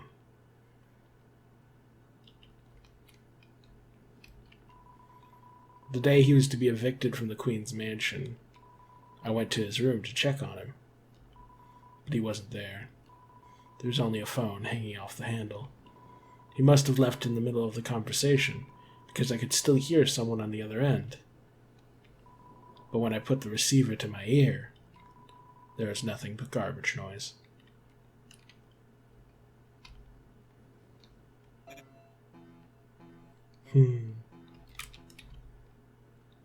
There's not much I can say about all that I haven't already said, or that other people haven't already said. It's interesting. Probably the most funny thing that I thought of during all that was presumably Gaster did something to give Spamton a bunch of clicks. So I'm just imagining Gaster setting up like an auto-clicker program to click on a bunch of Spamton ads, and like that translated to Spamton blowing up in the dark world, which is a very funny concept. Like that would make for a good like little fan comic. Beyond that, I'm not sure if I have much else to say here. I mean, it's the tragic downfall of Spamton. It kind of interests me that he was getting like TV deals and car deals, and it's like, was Spamton a mascot for something at some point? Or was he just a metaphor, or like he wasn't actually like advertising for real cars in the real world, he was advertising for other things, but metaphorically he was advertising for cars. Yeah, I don't know, like he's only sold cars in the dark world, but in the fake world, or in the real world, he was selling other products. I don't know. It's another interesting little deal. What could this be? Oh my gosh, it's Pop-Up. I guess the reason that like we can't come back after the Giga Queen fight is because like canonically we fought a gigantic mega robot and it was throwing baseballs and missiles and other crazy stuff around. So presumably the city should look a little different. So it was too much hassle. I wanted to buy something, but I think all the shopkeepers went to the trash dump. That's a shame. I wanted to get ripped off.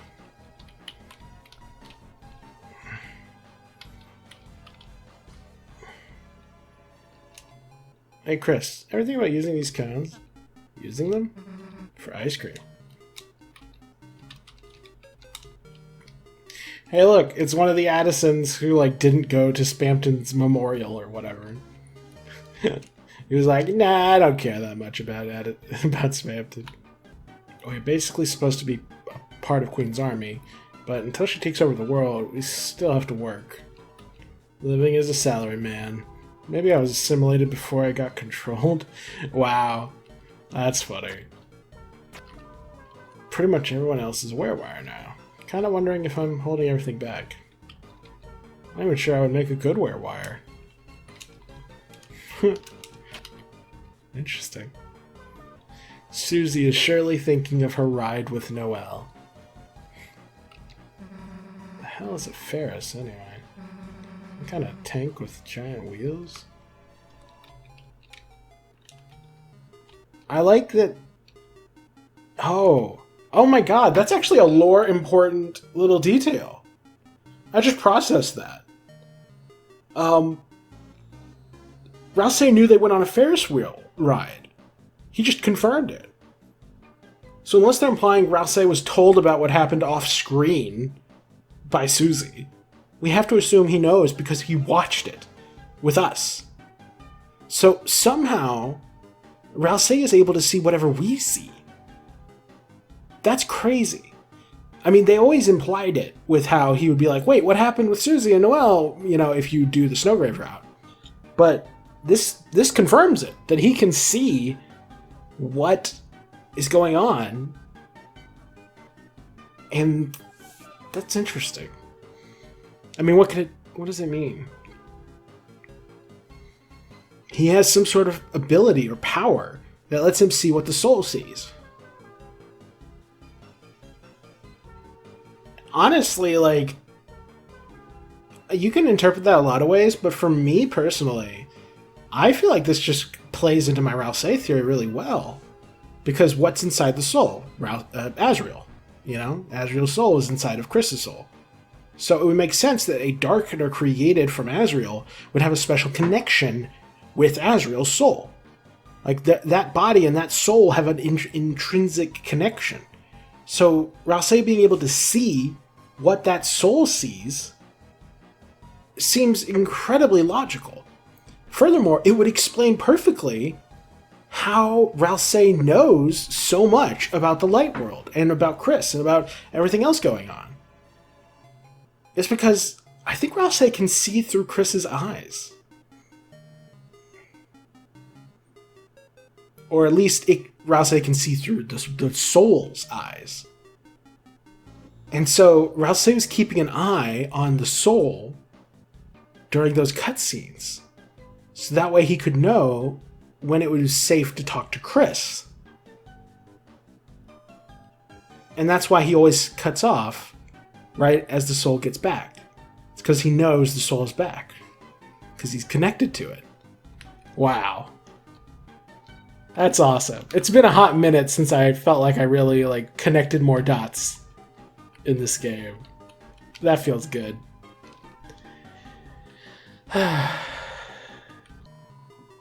All the shopkeepers went to the trash dump, so I thought I might steal something, but these items are pretty bad. Feels like I'll get ripped off even if I don't pay. That's hilarious. That's like the only time you can talk to a Viro-Kun in the overworld. Incredible. Ow. You know, I never really thought about the physics of this. Because it's implying there's a room, like a dimension, like between two moments in space-time. Like a little pocket dimension. And when you go down there, it's like you're getting pulled down into a dark realm where there's barely anything. It's just darkness. And one tree, you know? Might support my whole a darker world, like another layer deep.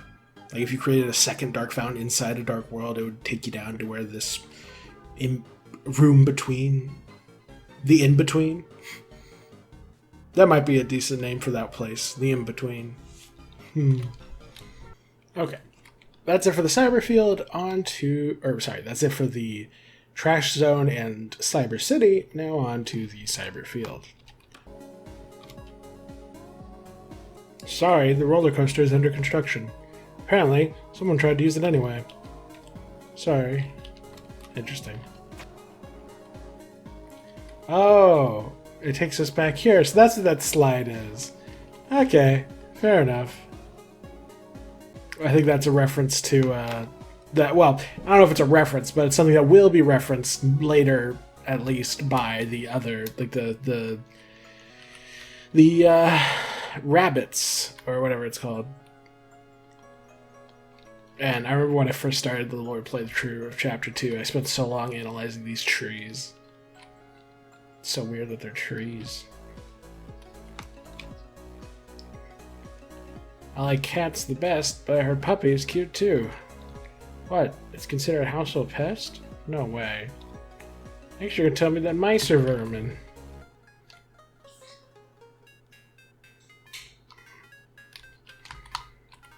Oh my god. Newbert's gone. Looks like Newbert's screen is moving up in the world. That's hilarious. Did Queen take over the world yet? I wouldn't know. I'm not asking you to tell me. Actually, if you do, we'll have no choice but to cross swords. Lamau. Okay, now this is an interesting one. So there's actually a secret here that I did not know about. Yeah, check that out. How crazy is that? You came back from pretty far just to talk to me. That's really increasing my confidence. I bet I could be a hit at parties. Slide? Nah, that's not happening. Now think about it, I don't think I could go to parties. Someone might put on a slideshow. Lamau.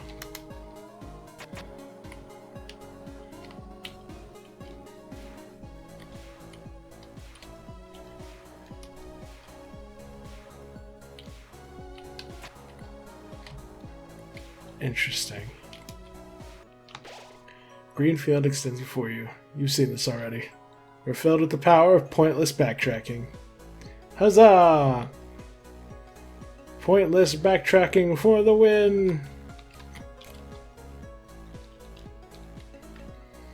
Alright, I've backtracked through the entire... pretty much the entire game. Or not the entire game, the entire chapter. I don't know how I dodged that guy. So, yeah, oh, man, I don't know how I dodged that guy.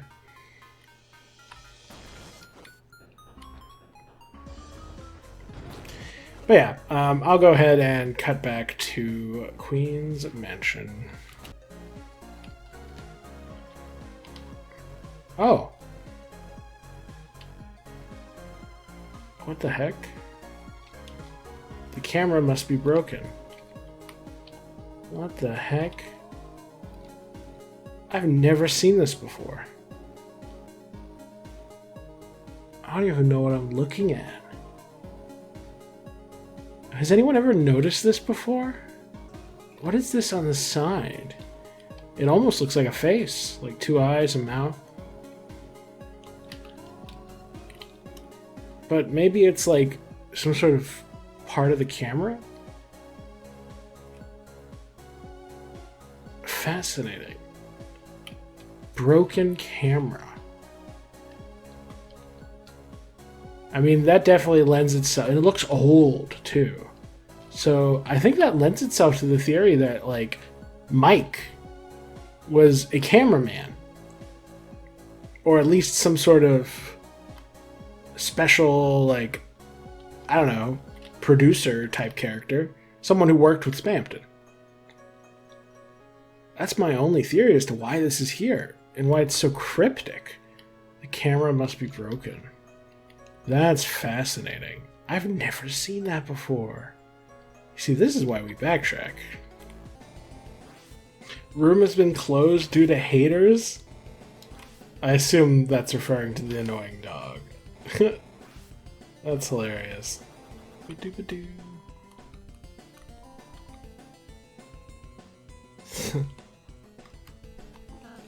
Aw, are they reminiscing about our ride?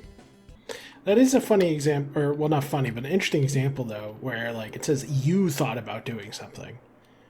But with the you clearly referencing Chris. So, it's interesting how unclear. Like, it seems like the narrator refers to Chris as you.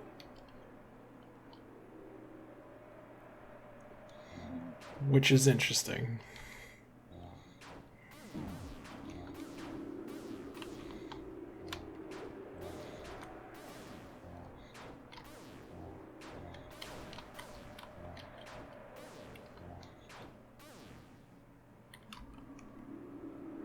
Pretty funny, there's that whole segment right there.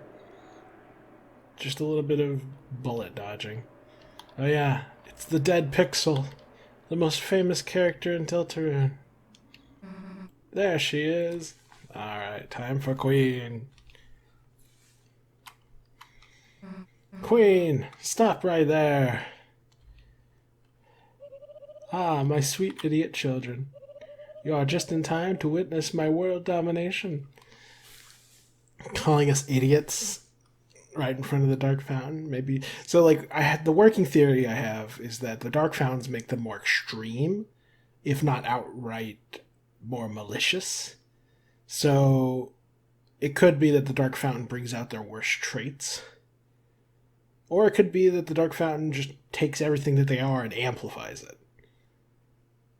Or, which that would be in line with the way Dark Worlds work in general, is that it takes these rooms that are small and simple and then amplifies them, turns them into huge sprawling cities full of characters and lore. So the idea that being too close to the Dark Fountain could cause interesting overloads, like, side effects that make the characters more extreme versions of themselves, is an interesting thought. Alternatively, it could be that whoever created this Dark Fountain, their will decides the effect it has on Darkners. So since these first two fountains were presumably made by the Night, they're causing negative world domination tendencies to spring up in those afflicted, such as King and Queen. With Noelle in my position, it is only a matter of time before her will turns. Her will, like willpower, aka determination. And she unleashes her power, blanketing the world, and too late, dumbass. Noelle's with Berly. Oh. Then who this? I love that line. Then who this? But Berly, he's been intercepted. My control plugs are now suitable for teenagers. Now the whole family can enjoy eternal servitude. Sort of regal, mostly cruel laughter. Now she's cruel, now she's, taking possession of Berly, even though she wasn't doing that anywhere else. Wait, then where's Noelle? Laughter becomes more cruel. Oh, I wonder. I actually know the answer. Enough already. Oh dear. I do sincerely quite like you two.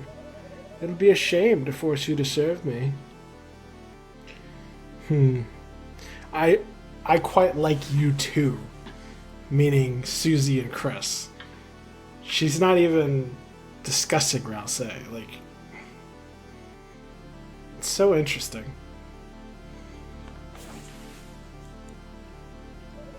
An enjoyable shame. Ooh, yeah. Oh. Ba-ba-da, ba-ba-da, ba-ba-da, ba-ba-da, ba-ba-da, da-da. Do. God. Queen's theme goes so hard. Yeah, so Queen's defenseless right now. And we can't target Berly. Funny enough, we can attack Berly, and that can actually injure his wing. And if his wing is injured in that way in the Dark World, it continues to be injured in the Light World.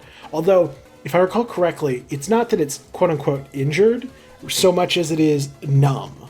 So, if his arm gets burned or damaged in some way in the the Dark World, then it just is, that fact is reflected in his arm being kind of inoperable. To make an anime reference, it's kind of like how in Naruto, when the soul of Orochimaru's arms gets stolen, and so he can't use his arms anymore. It's like the physical arms are untouched, but the soul of the arms has been lost. So I feel like it's kind of like that, where what's actually being harmed in the Dark World is not your physical bodies, it's your soul. Which is why you can heal so easily in the Dark World. Whereas in the Light World, when you eat food, it doesn't heal you. Eating food in the Dark World does heal you. In Undertale, the reason that worked was because monster food turns into pure energy when consumed. And so it magically heals people. But regular food doesn't heal you. So that pretty much confirms, in my opinion, that Dark World food has been imbued with magic. Or, if not magic, it has been turned into pure energy. Which is interesting. And that further supports my theory that when you're in the Dark World, you're not in a physical body anymore. Your physical body has been turned into pure energy, just like how the food is pure energy. So yeah, very interesting. Everyone loosens Berly. Queen, think of the Lightners. Aren't we supposed to make them happy? Ralsei immediately clarifies that he is not a Lightner. Is that not what I am doing? Because Queen is actually trying to help in her own way. Oh. Man, Berly's attacks are some of the hardest to dodge. Battlefield feels electric. Here, let me pull up the wiki page for Queen, just in case there's any interesting lore worth discussing. Okay, yeah, the only text that we'll probably not see in this fight that is kind of interesting is that if you start damaging Berly and or Queen's chair with regular attacks, she can have some funny dialogue, such as, but no matter how long this battle drags on, but even if you deplete the health points of my chair, I can simply make another barrier using my drink. Bottoms up. Wait a second.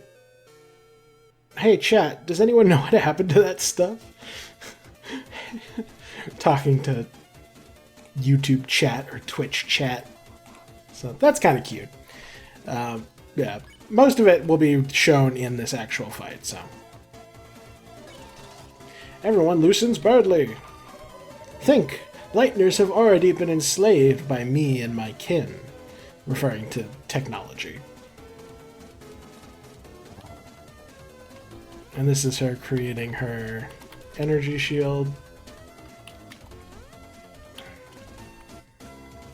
Queen's acid shield is formed. You made a memorable and charming toast to Queen. It's funny, because Chris is apparently quite charming when they want to be. They just choose not to be. Wow, spoken like a real trucy. Why did they make it so emotional?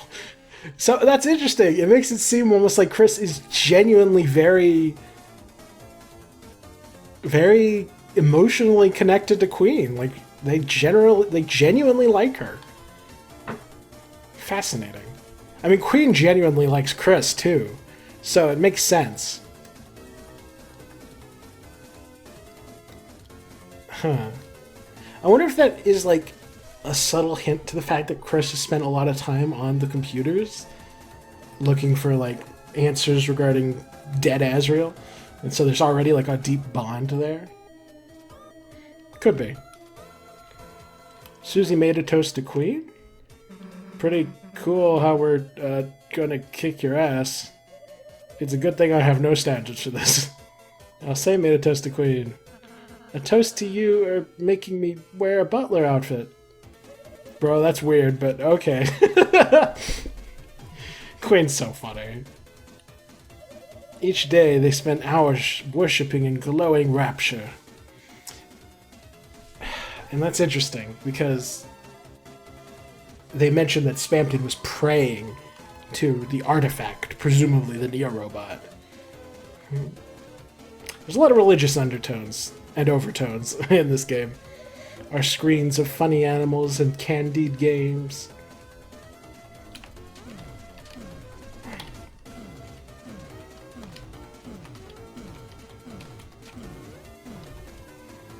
The skyline echoes with regal laughter. You toasted Queen. Susie toasted Queen. Ralsei toasted Queen. Queen sips from her acid. Staring, tapping to receive joy. Staring, tapping to avoid pain. It's just like me for real.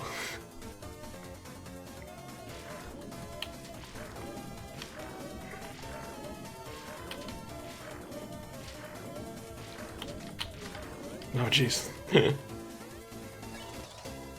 Everyone loosens Berly, until recently, when the town's internet disappeared. And the reason the internet's gone is a mystery in its own right.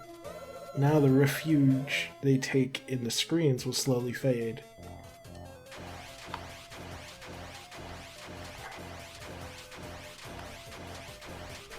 Oh, jeez. Some Sans style attacks right there.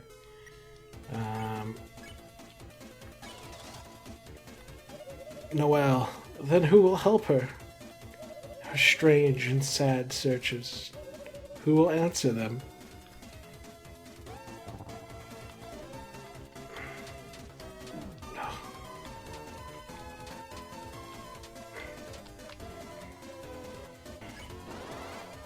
And her soul shined its power on Ralsei, and that Susie made an offensive toast to Queen. And it's just interesting that soul power can be directly utilized for combat here.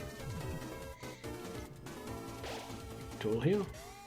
Oh yeah, and because we're in front of the Dark Fountain, we have access to the enhanced version of our abilities, which is interesting. It's like, why does the Dark Fountain? And specifically, it lets Chris...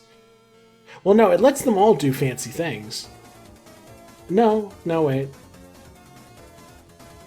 No, it's all Chris. I was thinking about it, I was like, I thought it unlocked everyone's abilities, but all it actually does is unlock Chris's ability to shine their soul's power on Susie or Ralsei. And if it's on Susie, she gets the red buster, and if it's on Ralsei, they get dual heal. But they don't actually get any new powers, I don't think. Is what I wondered until the night appeared, and created this wonderful world of darkness.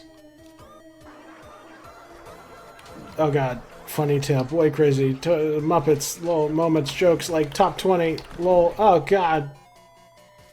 Smells like overclocked high heels. Yeah, because like they have these abilities. Do they actually have any... Yeah, they don't have any special powers unlocked. Only Chris does. You gonna drink all that? No, this is all mine. You can't have it. Now the path is clear. So yeah, the Dark Fountain only empowers Chris. Fascinating. I wonder what the significance of that is. All I have to do is expand this dark world.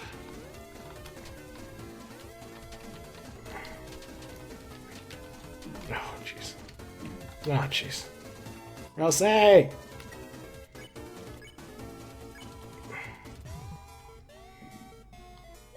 Then, with the world covered in darkness, no one will have to suffer anymore.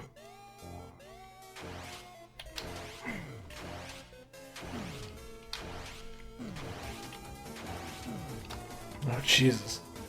The fountain flows ominously.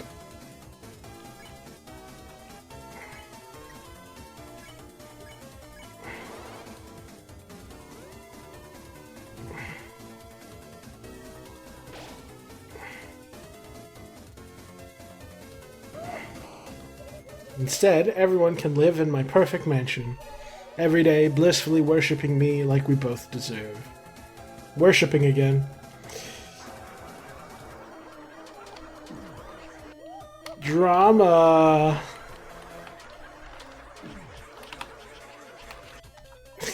Hilarious.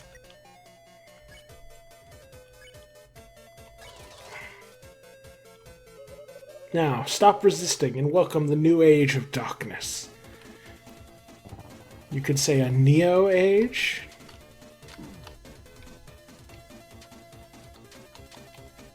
Oh, Jesus. We won't let you control everyone with your wires. Whoa, when did I say I would do that?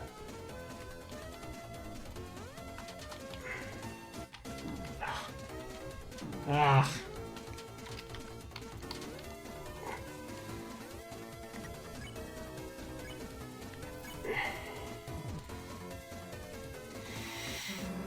You're literally controlling Berly now. Oh yeah, that's just for him only.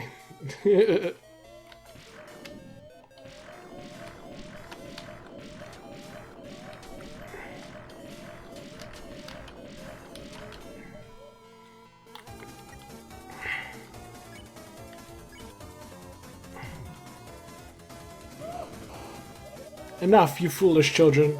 You may have survived my attacks regular, But I've been secretly downloading my ultimate move the whole time.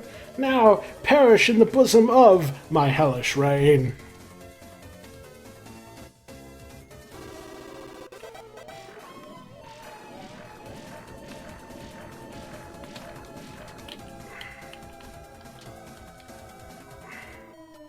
Okay, I'm actually going to stop loosening for the moment, because there's some extra dialogue that you can very easily miss. So, that final move was supposed to be cooler, but the internet is down.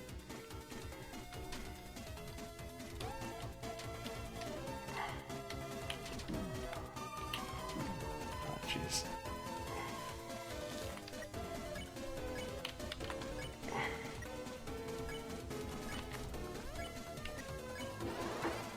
Yeah, your soul shined its power on Ralsei. Yeah, my final attack, like, I was going to put it, like, memes in it and stuff.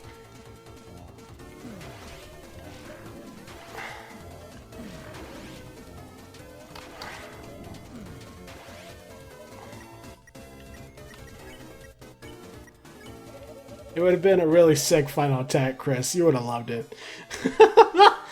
Like, that's such a great line. Like, she likes Chris so much, and it's really sweet.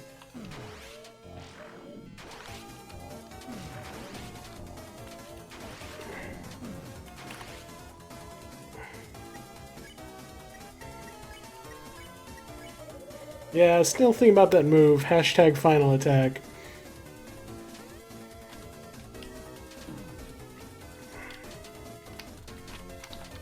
Oh, jeez.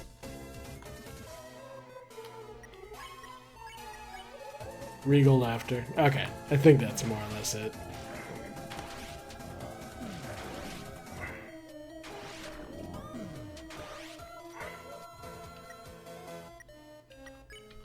I'll do one more. Yeah, Regal laughter. Okay.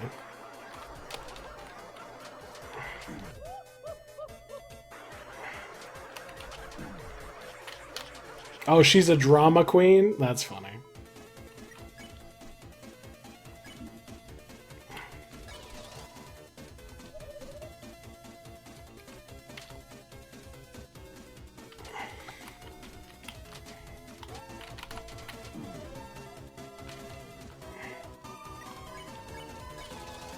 Okay.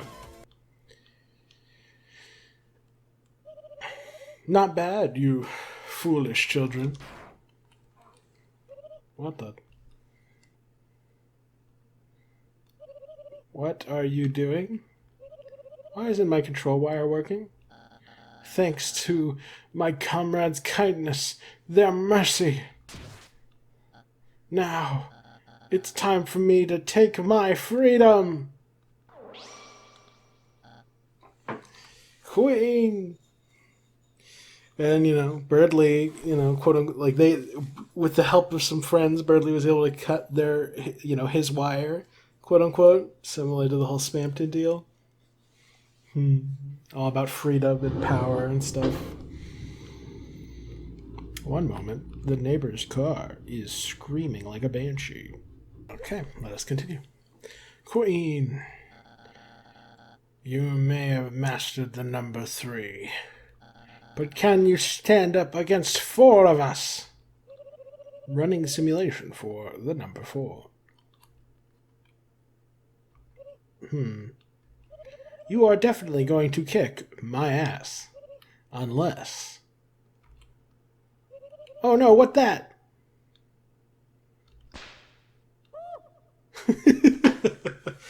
Still hilarious. Wait 1 nanosecond, you cowardette! Oh, man. I don't know if it's a comic book reference per se, but a lot of old comics love to be like, in the span of a nanosecond, or in the span of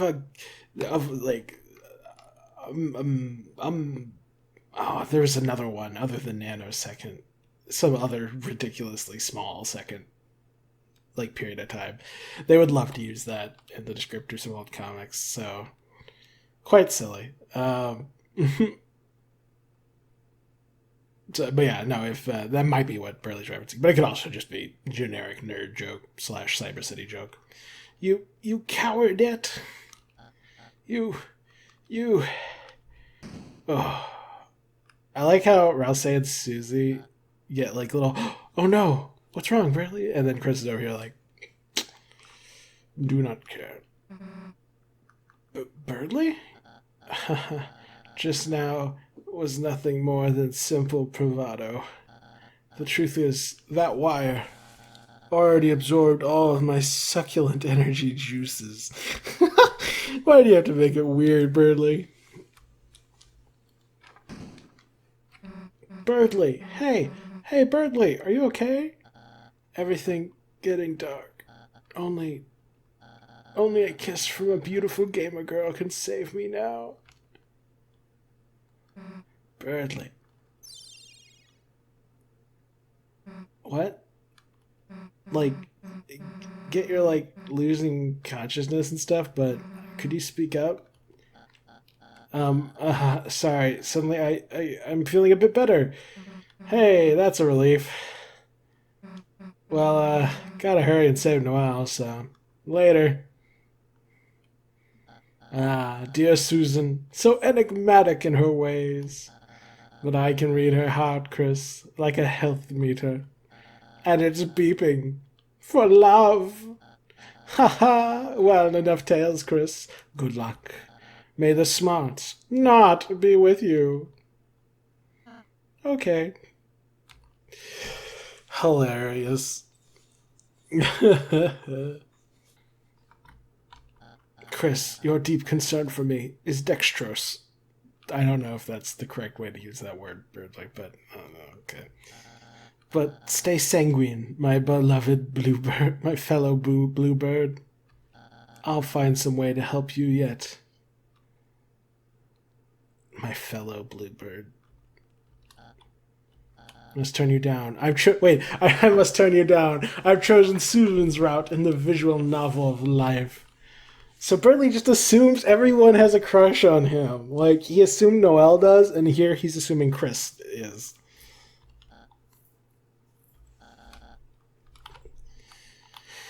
Ridiculous. I actually think there's a little extra detail that comes if you, if you go back. Ah, Susan, return to feast upon my sprightly visage. What? You look awful. Ah, such dare is soon to my ears. What the hell are you saying? How about a kiss for luck? Stop mumbling! A kiss for me to change RNG? Oh my god, you're terrible, Berly. Alright.